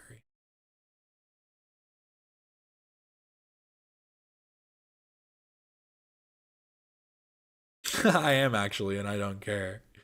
Well, that's the thing, is like I don't know her history, so I don't think it matters one way or the other. I'm willing to believe that she's abused in every way that she says that she has been, and I don't think that it matters in the slightest. Like, everything she said here can be absolutely true. What is the relevance? She needs to get more hate, JK. Yeah, no. And then she posted this one again. She kind of went on a bit of a tirade for a bit, clarifying some things, LOL. There's indeed a difference between rape apologist and shitty ally. You see how I said before that I feel like she was trying to get around calling them rape apologists? She's like, that's not what I said. That's not what I said. It's like, that's clearly the insinuation that's being made. Is that they're not rape apologists, but they're not willing to actually advocate for rape victims enough. I don't blame them for anything besides, again, being shitty rape victim advocates and a kind of shitty boss at the end of it, to be honest. I have my niece now, and she has expressed that she's glad to be out of there and wants me to continue advocating for her online so we can secure her future. So an 18-year-old is telling you that she's happy that you got her out of her abusive situation. Yeah, I don't doubt that. She's also telling you to keep raising money for her so she can live a better life. Yeah, I don't doubt that either. That is not, you should not be listening to an 18-year-old. It's great that you were able to get her out of that situation and she's living with you now. How much is a plane ticket? How much is a one-way plane ticket? Because last time I checked, it is not $77,000. Even if you spend $50,000 on the PI that did nothing because she moved out when she was 18. Even if you spent $50,000, was a $20,000 ticket, was that how much it cost?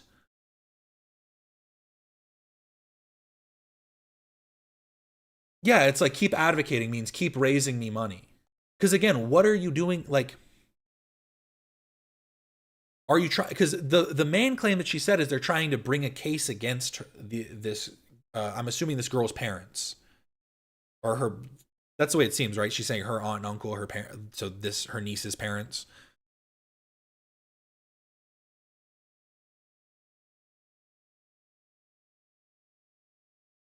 She raised over $100,000. It's just so. Because again, it's like there are so many people in this world that have been abused, that have gone through all these things, that are just basically thrown to the wolves and have to figure it out for themselves. And that's not to say that everybody should have to, that it's like, oh, you have to do that. But to expect people to like not feel some type of way about this is just so ridiculous. And again, this is all stirred up because she started another little fundraiser through Cash App, not GoFundMe, to try and fundraise for a tattoo. A completely like, and she tried to rationalize that too.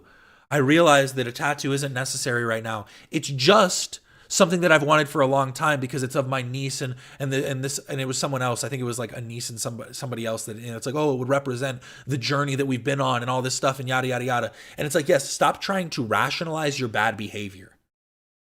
That's it. That's the end of the story. Don't rationalize your bad behavior. Say, I'm sorry and move on. Like, it's that simple. Yeah, I want a tattoo. Send me tattoo money, guys. Donate today. That's the thing, is it's like, if you want to and you want to help people out, that's one thing. But it's the mild misleading energy that is like, it's not even misleading. She's not putting the necessary energy into this for the outcome that she wants. You are raising an outstanding amount of money.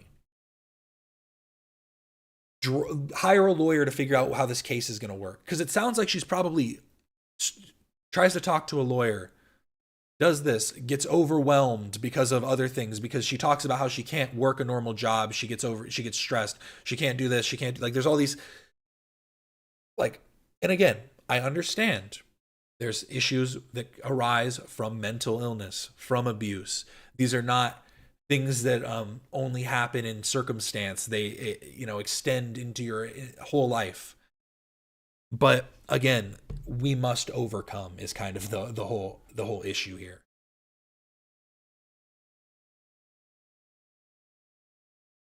You don't get it. It's important because it's closure of the healing of her trauma of that one time that something happened. Something like that, probably. Well, it's like she's expressed, I think, to some extent, the levels of the abuse that she's faced. We don't know the extent that her niece, the abuse that she's faced. But it's like, if you just have this fantasy in your head and all you're doing is everything that's keeping you going in your life is this fantasy of locking your abusers up, that is not the closure that you should be seeking. Like, that is no different than just thinking, I just want to kill him one day. I hope one day that I get the opportunity to do that. Like, that is not the proper, like, mentality to have. Yes, that is an outcome that you should be able to chase if that's the circumstances that you're in the moment. But what you should be seeking is a life separated from your abusers and being able to move on and do, because that's the thing, is like I'm saying, there are so many people that are abused in life and just nothing comes of it. Even when they file up case, even when they file some kind of criminal case against them, file a civil case against them, whatever, nothing can come from it at the end. It could literally amount to nothing. And this fantasy that you're drawing up in your head of getting them arrested and sent to prison for the rest of their lives and this and that is never going to be the reality that you see. Even if you do somehow get this case through and they get charged and this and that, like, who knows what the outcome is going to be. But there's no way it's going to match the, like, fantasy that you draw up in your head. And it's just so... I'm officially announcing my Cap and Quasar membership GoFundMe. Please donate, or you hate brown people. It's true, Kabir. Let the people know.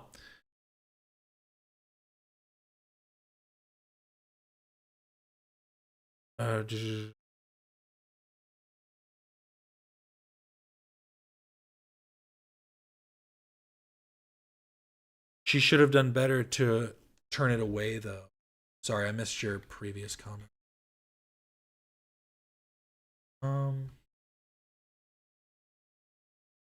Sorry, I was going on a little bit of a tangent, a little bit of a tirade myself.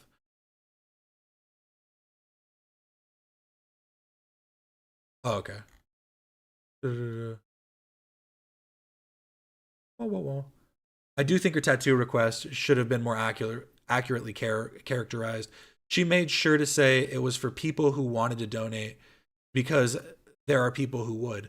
But again, it's like, I'm fine with that being the idea, but it's still just, it shows, even though there are people that would be willing to fund her tattoo, there are people that are willing to buy methamphetamine and crack.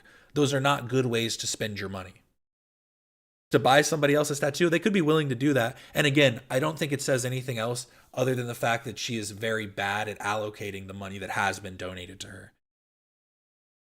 You know, maybe she's great at it because she's thinking, I need to raise more money. I need to raise separate money. My tattoo funds. I'm keeping it separate, you see. I'm not pulling from those funds.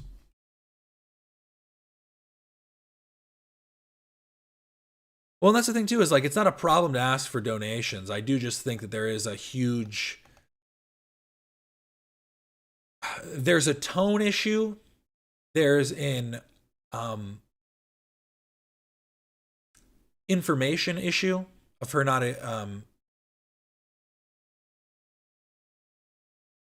presenting the information that is available to the audience that is funding this endeavor.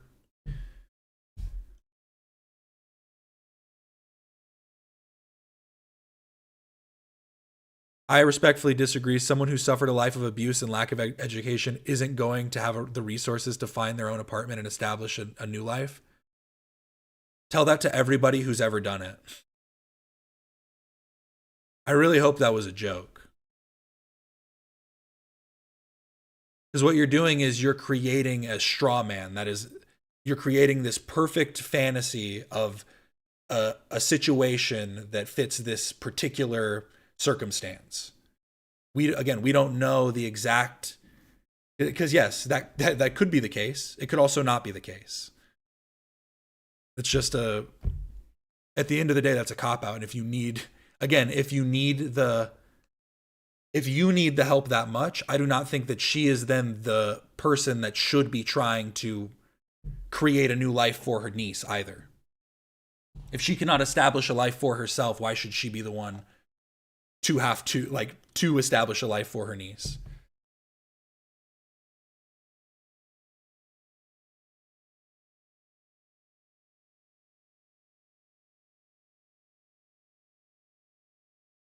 Thank you for the gifted sub. Ooh, thank you for the gifted sub.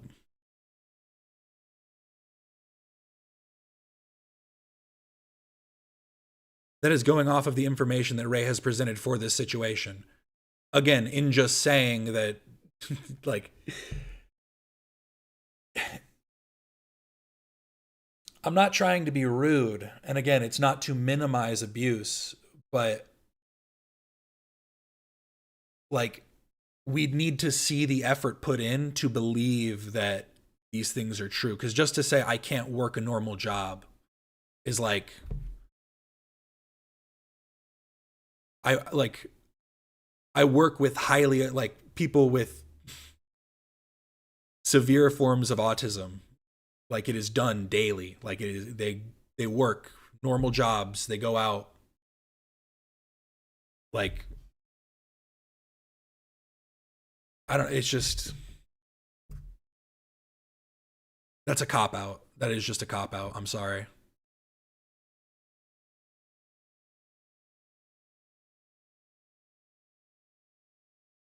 Les offered her a job doing what she does for H3 plus a bit more. She didn't want to, Alex scooped that job up instead.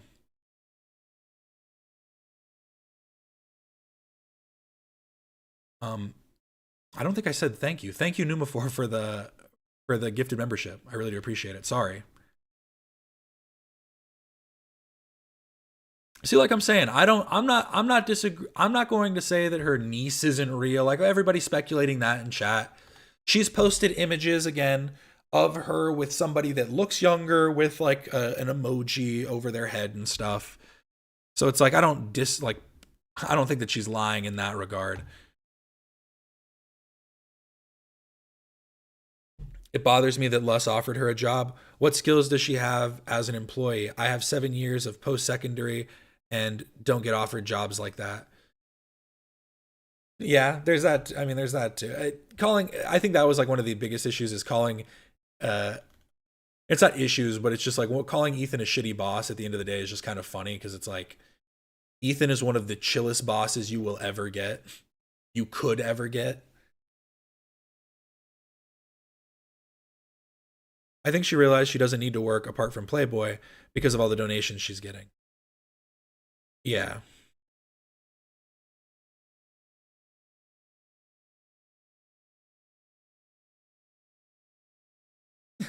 Yeah, she's not lying. She just also did the thing she's being accused of. Because that's what I'm saying. She doesn't need to be lying about any of this to misallocate these funds, to be handling the situation improperly. Like, that's kind of like my whole stance on it. I don't need to question anything about her history or her past to just be saying that the way that she's handling all of this situation is like highly inappropriate, not just in the way that she acted with her with her coworkers, but also just her internet behavior as a whole is lacking. It's trying to keep a level of anonymity that is unnecessary at this point. Like, she needs to become more apparent and upfront with the steps that are being taken in this case or whatever is next for her niece. But I'll be honest, I don't care to follow it at this point. I did unfollow her and did the thing where it like made her unfollow me too. Because I'm just a little bit past it at this point. Yes, and then Scorned Moderator insinuates Ethan is a pedophile after he paid for a funeral and his fan base donated 80K. Oh yeah, I forgot that he paid for a family member's funeral as well. Okay, I read it. A prolapse dildo? Asking minors their kinks? Huh? Bro, it really is the pedo show over there. So she's replying to Snarkers. It was me who reminded the voice chat that there were minors in the Discord, as I very regularly did. I believe I was 20 or 21 myself. I also mentioned not wanting to be sexualized by my friends in the server. AB seemed legit shocked about minors in the Discord, and it did regularly surprise others as well, because the podcast is adult oriented. Discord site is 14 plus though. I don't know if that's cope that I told myself. I'm pretty sure they've said that the chat's supposed to be 18. I feel like this is on her for not moderating, right? Maybe I'm deluding myself and I'm coping on that, but I feel like they've said before that you need to be 18 to be in the Discord, but maybe I'm wrong about that. At the time, maybe that's just cope I told myself at the time, because obviously I thought he was still safe. I don't know, fuck all anymore at the moment though. I don't know, fuck all at the I thought he was still safe. She's talking about Ethan specifically, who's literally never in the H3 Discord, but okay. I don't know, fuck all anymore at the moment though. And I knew even less so that I knew even less so then because I was actively in an abusive marriage with a man that groomed me as a child. I did not have any clue what safe looked like. Just had to throw that in there at the end as well.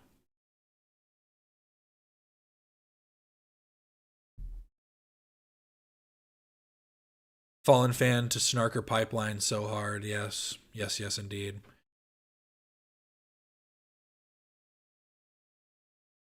Yeah, painting the dildo as inappropriate as if it wasn't a massive bit in the show. And I mean, here's the thing. Asking minors kinks, that's one thing. And it appears that AB didn't realize that's what was happening and was off-put by minors being in the voice chat and Discord at all. But, yeah, the dildo part, it's like, that is such like it was such a big show meme. And so like, and also, I remember being a kid and I remember my friends buying dildos and making jokes with dildos and stuff. So it's also kind of childish humor at the end of the day. It's not like it's being used for the purposes, for its intended purposes, let's say. It's only being used as a shock image, basically, and a shock item. Is it still bad to have around minors as an adult? Yes, and you should not be discussing it around minors as an adult. But I also think that this is kind of a weird gray area where I almost feel like this is Ray's fault if she's saying that this happened when she was a mod.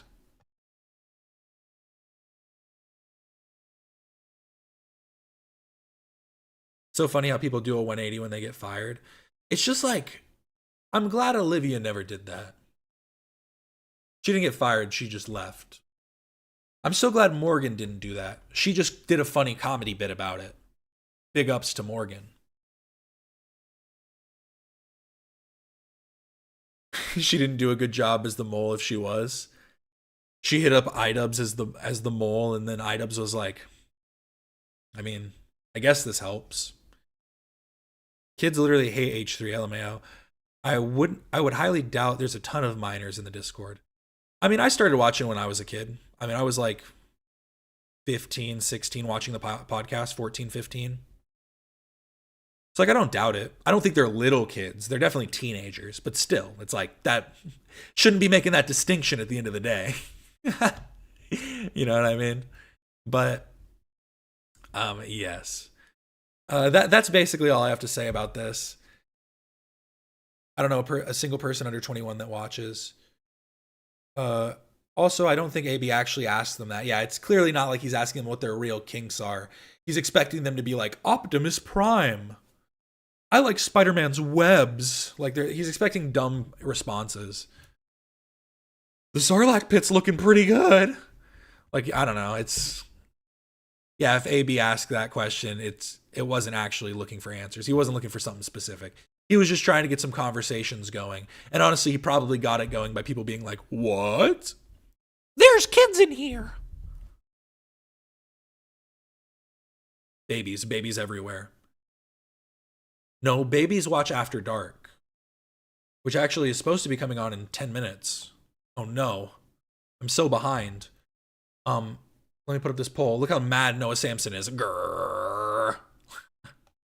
Let me put up this poll. How late will the After Dark show start today? How late will After Dark start today? Let me capitalize those. After Dark start today. Early or on time / early. 10 minutes. 20 minutes. 30 minutes. They're usually not late to their own show.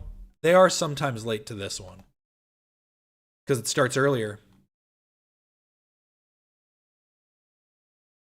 But yes, that is all we're going to speak on the Ray situation, and I really don't plan on saying more about it. The whole thing just seems a bit sour at this point. And someone made a good point.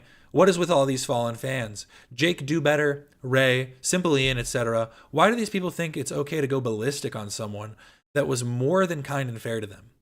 Do they not have any shed of empathy for Hila and Ethan? The resurface of this whole situation with Ray really got me thinking.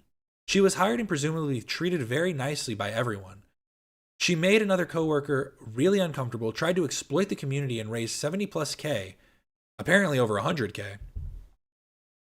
She got so much attention and support, and now months later, she turned around to insinuate that Ethan is a predator and that made her uncomfortable. It's clear as day, but holy fuck, can anyone on the H3 team catch a break? And then there were people talking about how they had problems with her in the Discord, that a lot of people were like banning. So honestly, people that have had issues with getting banned in the Discord, it might have been Ray.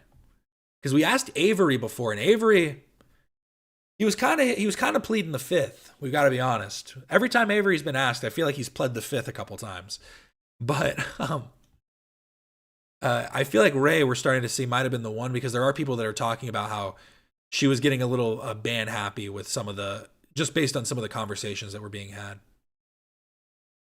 Who did she make uncomfortable? Someone from H3? You missed it. You missed the whole conversation. She sexually harassed Tamara. I'm sorry to laugh. That's just like, it's such a stunning statement to just shoot out there, but we've kind of discussed it to ad nauseum at this point. So let's look instead at Zach Lewis live at the Viper Room. That's what I'm talking about. Yeah.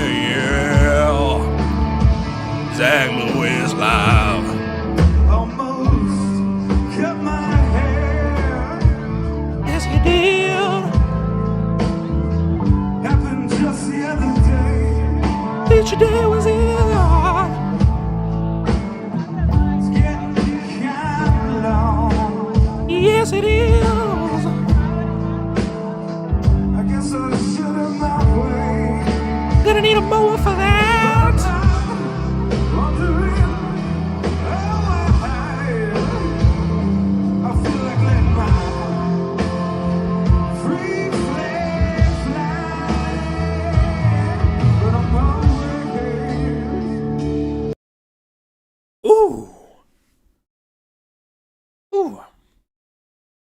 Zach's got it.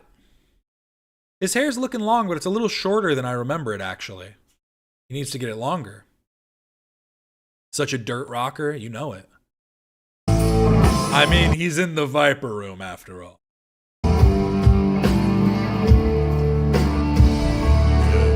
Welcome to the Viper Room. This is Zach Lewis live.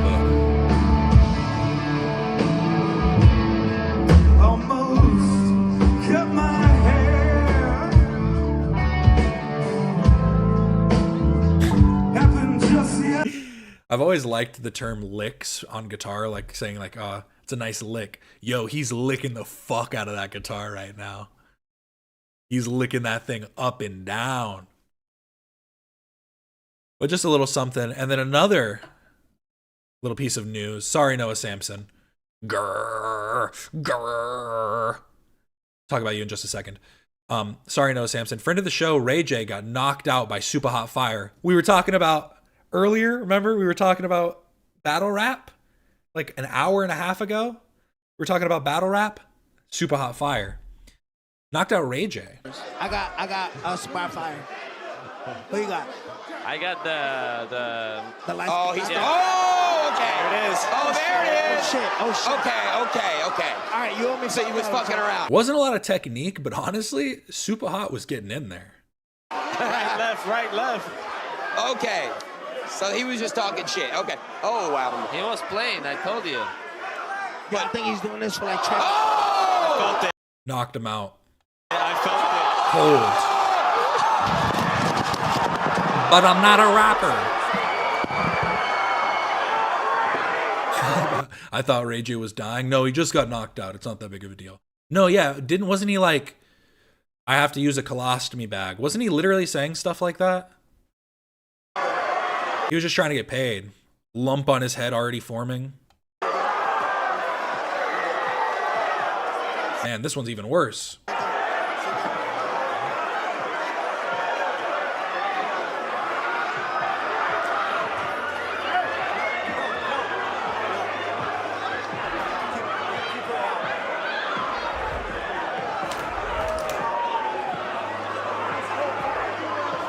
Shouldn't they be wearing bigger gloves? That looks not good. They're doing an MMA match. They just didn't actually do any grappling. It's what is it? Brand risk? Is that Aiden Ross's thing? Basically, yeah, brand risk. It was an MMA match where they're using MMA gloves, but then they basically just like had a street fight. Which is, it's its own thing. That's fair.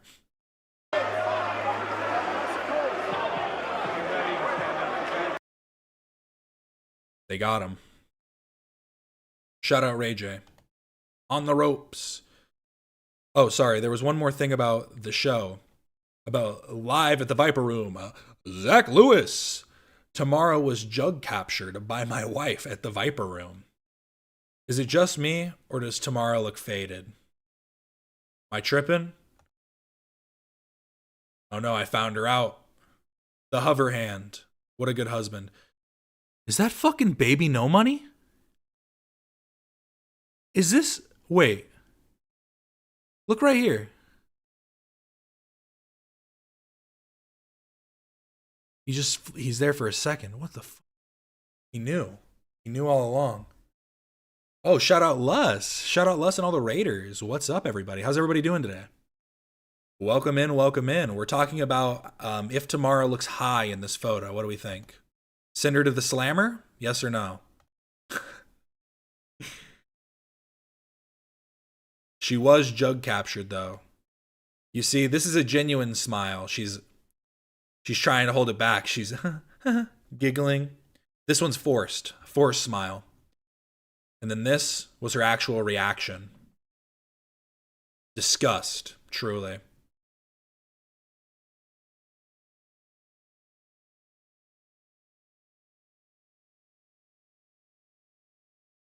That's toddler middle income. It's not Baby No Money. That's toddler middle income. It looks a lot like him. I think that just shows it's what type of guy is Baby No Money? He's like a hipster branch. It's like a branch off of hipster. I don't know. But speaking of Luss, we're going to talk about this Noah Samsen stuff briefly. Attorney Luss explains why Noah Samsen's fundraiser is misleading, compares him to Creator Clash 3 and Gerard the Completionist. So let's hear this from Busty Lusty. Let's hear. It would take hundreds of thousands of dollars, and yet he. What is this audio? Was this from Luss or was this from the poster? Sounds very like fishbowl-y, like techno. Who still have money for Palestine. Like, this guy is an idiot. I mean, no, this has nothing to do with Palestine. You've already said that's going to take hundreds of thousands of dollars. Like, this is really creepy. This is really weird. This is very sus. All money from the fundraiser will be donated once legal proceedings conclude. I was looking at this too, actually. I was looking at this earlier. He somehow raised $104,000. Talk about misogyny, am I right? Everybody wants to call Ethan Klein a misogynist, but talk about misogyny. Look how much Noah was able to raise in such a short amount of time. But Klein versus Samsen, YouTube free speech lawsuit defense fund. Any funds in excess of the $200,000 goal will be donated to Palestinian aid. And then, yeah, I think what Luss is going to point out here is what I thought. All money from the fundraiser will be donated once legal proceedings conclude, which implies that if all the money gets taken through the court, if like they define those funds as Ethan's, if that's the agreement that they come to, then he's not necessarily going to have to donate anything at that point. But here's my question. He's saying all money from the fundraiser will be donated once legal proceedings conclude, and he's saying any funds that exceed the $200,000 goal will be donated to Palestinian aid. Does that imply that even if that money gets sent to Ethan, like let's say he raises $250,000 and he has to send $200,000 to Ethan, would that mean he's still liable to send $50,000 because of the way this is worded? Any funds in excess of the $20,000 goal will be donated. So any in excess there. So if it reaches $250,000, I feel like that would mean that he'd still be liable to do that. But that's just my thought. I'm not a lawyer. Let's hear it from the lawyer himself. Do you know how long these legal proceedings can be? CoffeeZilla has been over 2 years, and they're not even at trial. Imagine all those starving kids in Palestine that you could have helped. This is exactly the scenario that the completionist put himself into, where he just kept collecting money and not donating it. This doesn't make no sense. Like, look, if you want to raise money for your legal defense fund, raise it. But what the hell does this have to do with Palestine? Look, he already told you. Because any funds 200,000 or less will go to him. If he raises 200,000 or more... The Lust team is looking into it. We think it violated California law and GoFundMe policy. Ooh, that's actually kind of big news. The Lust operatives are on it. I love to hear it. It will go to Palestine after his legal proceeding. That don't make no sense. What does that mean? Donated immediately to Palestinian. Hold on a second. He's saying any funds over 200,000 will be donated immediately to Palestine aid. That's not what it says here. He lied. What is the term immediate? Because also, yeah, what does immediate mean? Yeah, he's about to say the same thing. What does immediate mean? Because are you going to do it like as the funds are coming in? Because what you'd have to do is a date in which you'd decide to take the funds out, and then that would be your donation day, presumably. Or unless you're doing it like as the funds are rolling in. Immediately. That to me, and to the people donating, right, would suggest that he raised $200,000, $201,000, the $1 gets donated, boom, like that. The Gestapo are on it. Right? Is your definition of immediate once legal proceedings? Because this thing could take Billy Mitchell versus Carl Jobs for defamation down in Australia. It took 4 years. Why do you think this snake doesn't use that word, vocab? You know what? He could literally go to his transcript and copy and paste it, right? But no, he decided to write. And look, he knows what he's doing. Look at this. This is all cop. All money from the fundraiser. That means money under 200,000, money at 200,000, and money over 200,000, right? The problem with charities is when they mix the things together, right? Indie games plus my mom dying.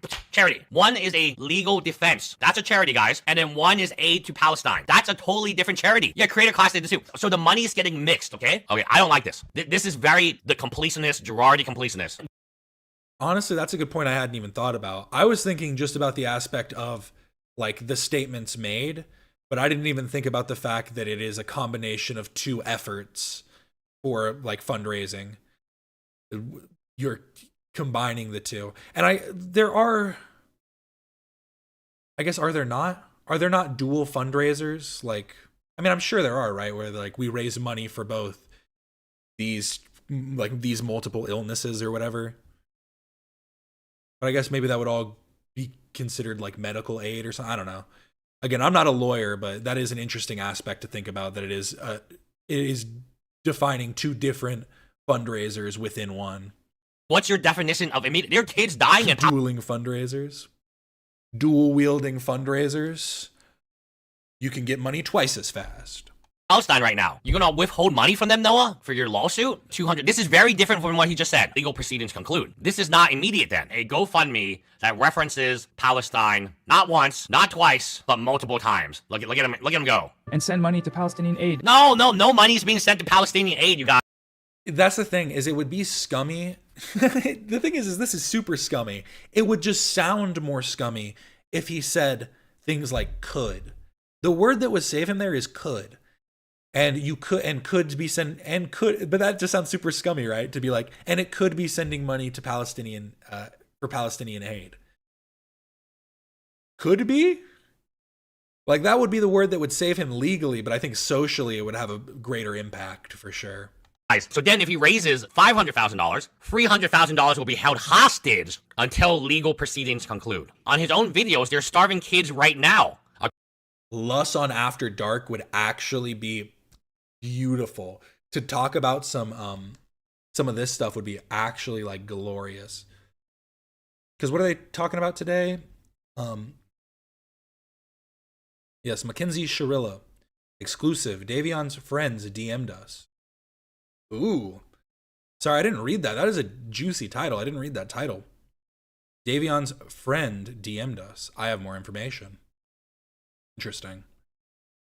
According to his language, right? All money, like he has it in capitals, just in case you're confused. This mixes two different things. And when you mix the money, where the money's going, is it going to Palestine? Is it going to him? Is it going to his lawyers? Is it going to other expenses? Even he at this time doesn't know. See, we need a video. That's the other thing too, is it's like, I don't know if it's necessarily law or like it's like something you'd have to do, but I feel like if you were doing something like this, again, this is almost like the same thing that I feel about like the Ray situation.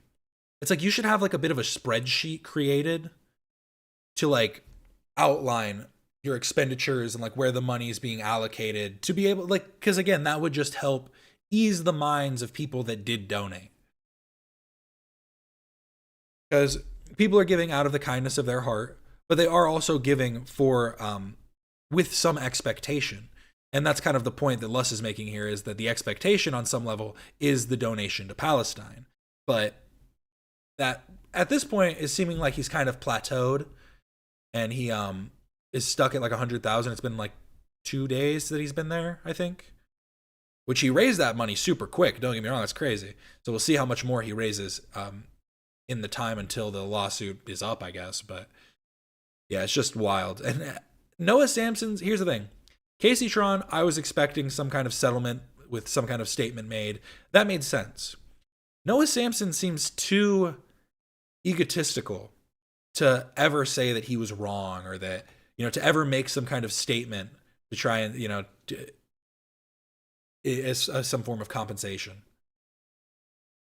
Called The Creators Who Exploited a Genocide. It's so sad, man. Oh god, is this not disgusting to like people who like Palestine? I'm not sure I understand. Is his audience really this stupid? Because if you go in the comment section, they're all like, oh, that's great, more money for Palestine. No, the money's not going to Palestine, you idiots. The money's going to him. Yeah, it's effectively an investment. You want to see your returns and dividends. Yeah, it's like you don't, like, that is, I think, what, because I think people kind of they try and think of these independent fundraisers on the same level as like donating to, you know, oh my god, donating for like when it's like breast cancer awareness month and they like have the till outside of Walmart. Like they think that it's the same, where it's like, you don't need to know, it's kind of an anonymous thing. And it's like, I think when it becomes these independent donation sources, while I don't think that everybody's going to expect that, I do think that it's probably it's a reasonable thing to want, at the very least. You telling me it's more important to fundraise your legal defense, your multi-million-dollar dude, and he's telling this right now. If he doesn't reach 200K, immediately, not a single dollar will go to Palestine. Yeah, he's got Palestine here twice. If this dude doesn't raise $200,000, it is your fault, you dumbasses, that we didn't give any money to Palestine. Sure, this is... Yeah, because basically what that sounds like is like he's like... The other part of it almost sounds like he's trying to inflate the funds of the GoFundMe fundraiser by including Palestine. People won't donate to me unless they think they have some expectation that I'm also helping Palestine in some way. So I have to include Palestine. But in this pursuit of saving Palestine, that Noah Samsen has, you know, he's willing to die on this hill, fall on his sword, which is actually what he's doing. But Noah Samsen says Hassan never responded to his text about biking to his house to beg for more money. Ian says he totally texts with Hassan, but he's not much of a communicator. That basically means I text Hassan, but he doesn't text back. So let's see. And yes, this was Noah's idea of like a hard-hitting stream. We're getting back against Ethan Klein by doing the same thing that I did before. Yeah, that's awesome. You and Hassan, do you guys talk much? Oh, he's nervous. Again, here's my body language analysis. He was nervous to ask this. He's bringing up Hassan. He knew iDubbbz. He was like, iDubbbz was at Hassan's house. I need to ask iDubbbz if he has communication with Hassan so I can figure out this whole bike situation, because I already added it as part of my video. Yeah, that's awesome. You and Hassan, do you guys talk much? Occasionally. We'll text. He's not really much of a communicator in that way. But it's like, you know. So I set the bike ride goal at 500,000. You know, I text Ethan all the time, but he never responds. I do that because I think it's funny.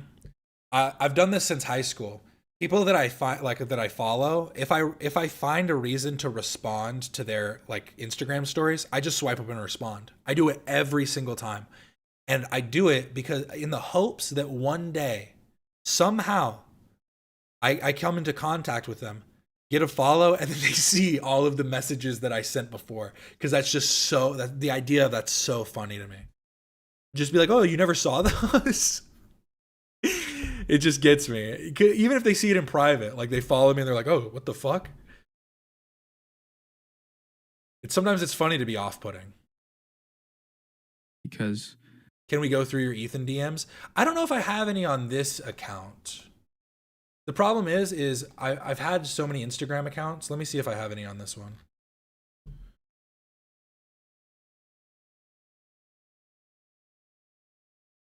No, do I have any on the podcast?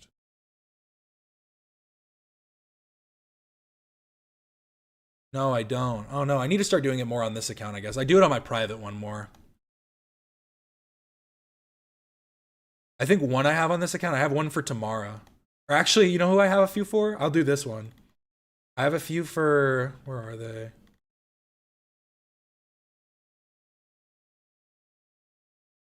I have one for Tamara. She deleted the story, so the message is gone too. But I had told her, I said like, something's different about it. Was when she called Guam gay, when she was just like, come here if you don't want to see some gay, you don't want to see gay stuff on the After Dark podcast. She like specifically was a bit homophobic in a post and then like changed it, and I replied saying like, something feels different about this. Why don't I have any more? I had some for, now I'm confused. Because I thought I had some with Dax Flame too. But those might be on my private as well.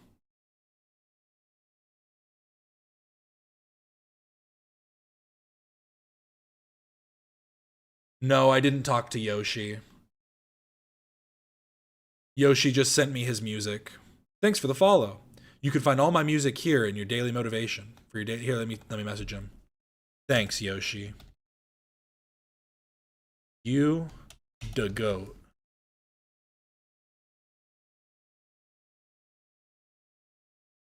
You got to manifest, guys. Put yourself out there. Here, let's send a few. Ela Klein.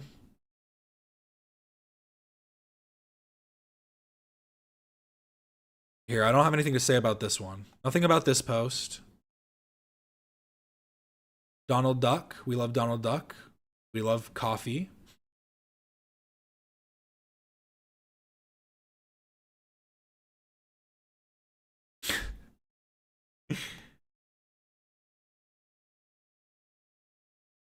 Okay, is there anything to... See, I need something to say. That's the thing, is you don't just slide up on every story. You don't just slide up and say whatever. You actually need a purpose.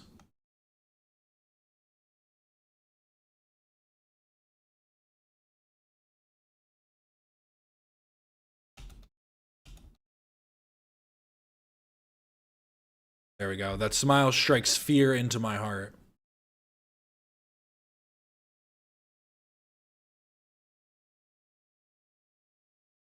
We love Mr. Breast over here. But sorry, look at Noah. We're back to it. We're back to it. Sorry.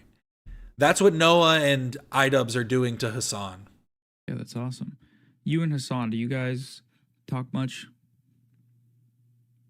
Occasionally.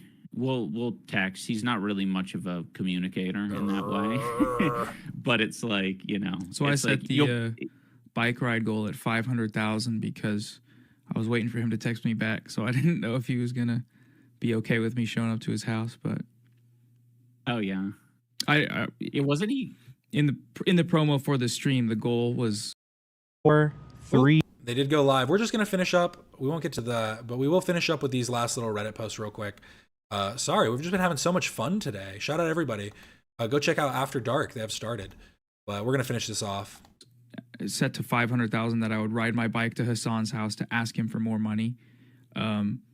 So it was like just a little bit, but I said it there because yeah, he didn't text me back. So, but then eventually he did. Wait, where would you be riding your bike from? San Diego. So it's like both of them together make almost make one full personality. I was going to say it's interesting because it's like watching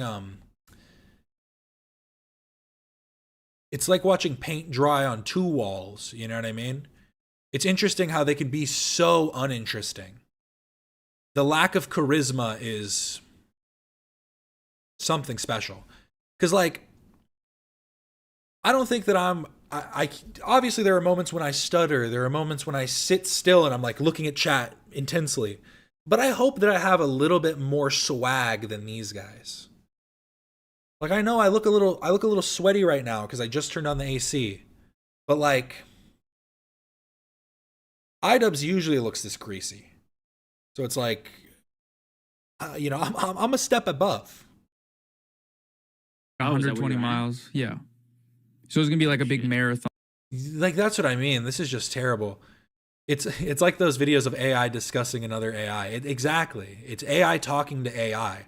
He's talking about, yeah, I had this goal of $500,000 and I'd go ride a bike to Hassan's house. Oh, that's far. What is that, like 100 miles? That is not like a comedic take. You should have just been like, whoa, you could have tried a hoverboard instead, you know, less pedaling. You know, you'd have to charge a couple times, but who knows? Oh, you're biking there. You got any stops you're going to make on the way? Are you doxing him? What's happening? I guess, you know, there's so many things you could say, but he says, how far is that? On like whatever stream, but we didn't make it. So now, unfortunately, now I don't have to ride 120 miles on a bike, which really sucks, guys. Yeah.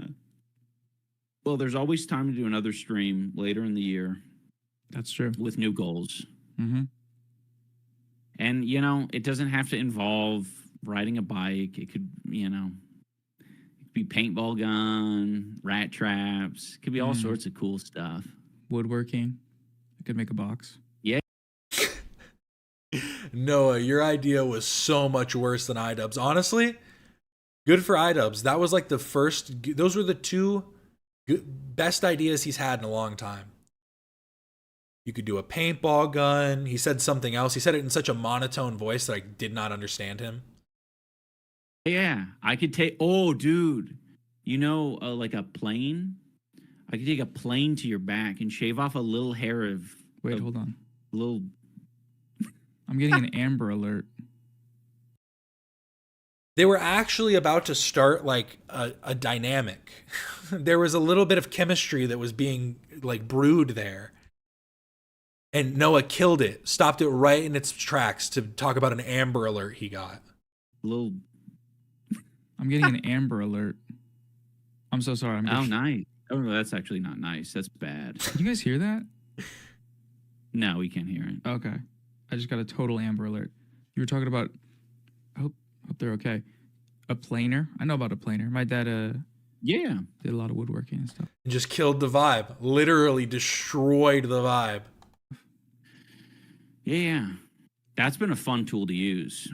Shaving off like little strips of wood. Mm-hmm. Yeah.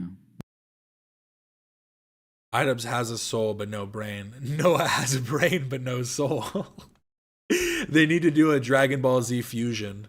Give them both an earring real quick. Yes, but then as well as having Idubbbz, he also had the great Bad Empanada and FD Signifier. The greats. Noah just looks so out of place here. It's so funny because this is almost like a debate actually starting. And Noah was like, oh shit, this wasn't what I was expecting. I thought we were just going to shit on Ethan Klein. Oopsie daisy. As the way these people use it is a slur. It's Zog. a slur. They use it against Palestinians as they kill them. Zog slave, goy slave. Who cares? Who gives a fuck? I do. I think it's Why? weird What's the for point? left. So first off, let's. Bigotry is wrong. Using words as slurs is wrong. Like, nobody thinks that calling a gay act gay is bad. It is when you are using the word gay to imply that an action is bad, that is wrong. It's like the most simplistic understanding of language. Why can't I say goey slop? Why can't I say what? You can make fun of the Australian accent because they're white. You can make fun of the white Australians. It works. Let's clarify. Thank you for that filibuster. Did you or did you not call BGR or BRG? I'm not familiar. Did you or did you not call him a Zog slave on Twitter? Absolutely. That term is fucking hilarious. FD Signifier just sucks at debate too. He's not, you don't need to like, he just told you that they use it, that he's fine with it being used, that he doesn't care. Yes, he uses it as a pejorative to be disrespectful to people. Yes, why shouldn't I? So I don't think you should, because I don't think we should be operationalizing Nazi terminology to attack people we disagree with on the left. I think that's weird, unprincipled, and shitty. And I think that's why you have the reputation you have. These are all just like, oh, I think it's weird, shitty. Dude, who gives a fuck, okay? We live in an age. Okay, fight fire with fire and burn your own house down. Like, it's just the dumbest, like, you are literally, you are built on hate. Fire can only burn so long, don't forget. A lot of people Bad Empanada dressed like the Hamburglar. I mean, about as crafty as him too. You have listen. You can. You're Jewish supremacy right now, okay? And you're splitting hairs because I threw out this funny term as someone who supports Zionism. You're calling me Jewish supremacy, but you're using their terminology the same way they would use it. See, you're missing your fucking FD Signifier. You're a dumbass. He literally said, "I'm using a funny term." What about the term is funny? Start from there. That is the point of argument to start from. It's funny because it's a disrespectful term. That's why you find it funny. Why do you find it funny to be disrespectful? Because that is the same, like, that's the same thought process that other bigots use. It's funny to me. And the real truth is that he finds it funny because he thinks lesser of those people. They wouldn't call someone a Zog slave. What would they say? Negatively. They want to hide that sort of thing. They want to hide this idea that... So you're going masked off as a Jewish supremacist. What the fuck does that mean? What you're arguing doesn't even make sense. You're calling people, as you say, Jewish supremacist slurs publicly to malign them. You're Zog using- Slade is not a Jewish supremacist.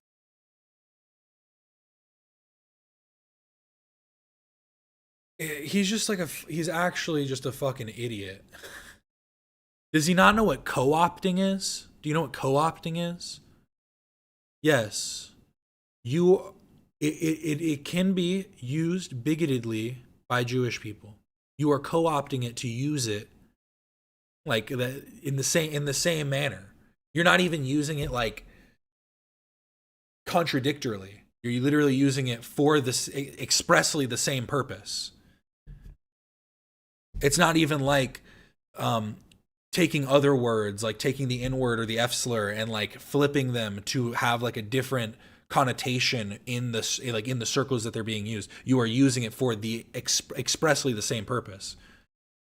How is FD signifier actually this dumb that he can't argue this point? He just kept going. So you do use it. Oh, it's wrong. It's bad. You do use it. Explain why it's bad. I agreed with Bad and Panada in that moment that you can't explain why it's wrong, but like anybody with half a brain can. But these are the minds, the great minds that Noah Samsen had on. But he tried to have Frogan on as well, but she did not decide to come. I'm gonna just end stream probably here. I'll go live again if I'm feeling up for it. Otherwise, I'll probably move Frogan. We'll probably pick that up the next day or the day after or something. I think that he did just like mess up his words and he was streaming for a long time. He's kind of tired, but it was just funny. Just the idea of him being like, Frogan, when I'm going to go to my Frogan and sleep so I can wake up tomorrow and Frogan. That's all he's got on the mind. God damn, dude.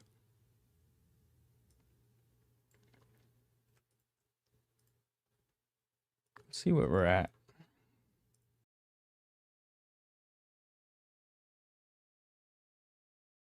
I don't know how long it was, but I watched him with FD Signifier, then Bad and Panada hopped on, then FD Signifier left, and he spoke with Bad and Panada. That's what I saw. No, it's just how he talks. That's just his brain. I think he did stream for like 8 hours. He's been doing it for quite a few days now. This one was this one was 19 hours ago. So like every day, or I guess it wasn't every day, he skipped a day. But every couple days he's doing these like 9 and 10 hour streams. That's crazy. He still only raised 100K. Did he raise that the first day? I think he must have raised like half of it the first day.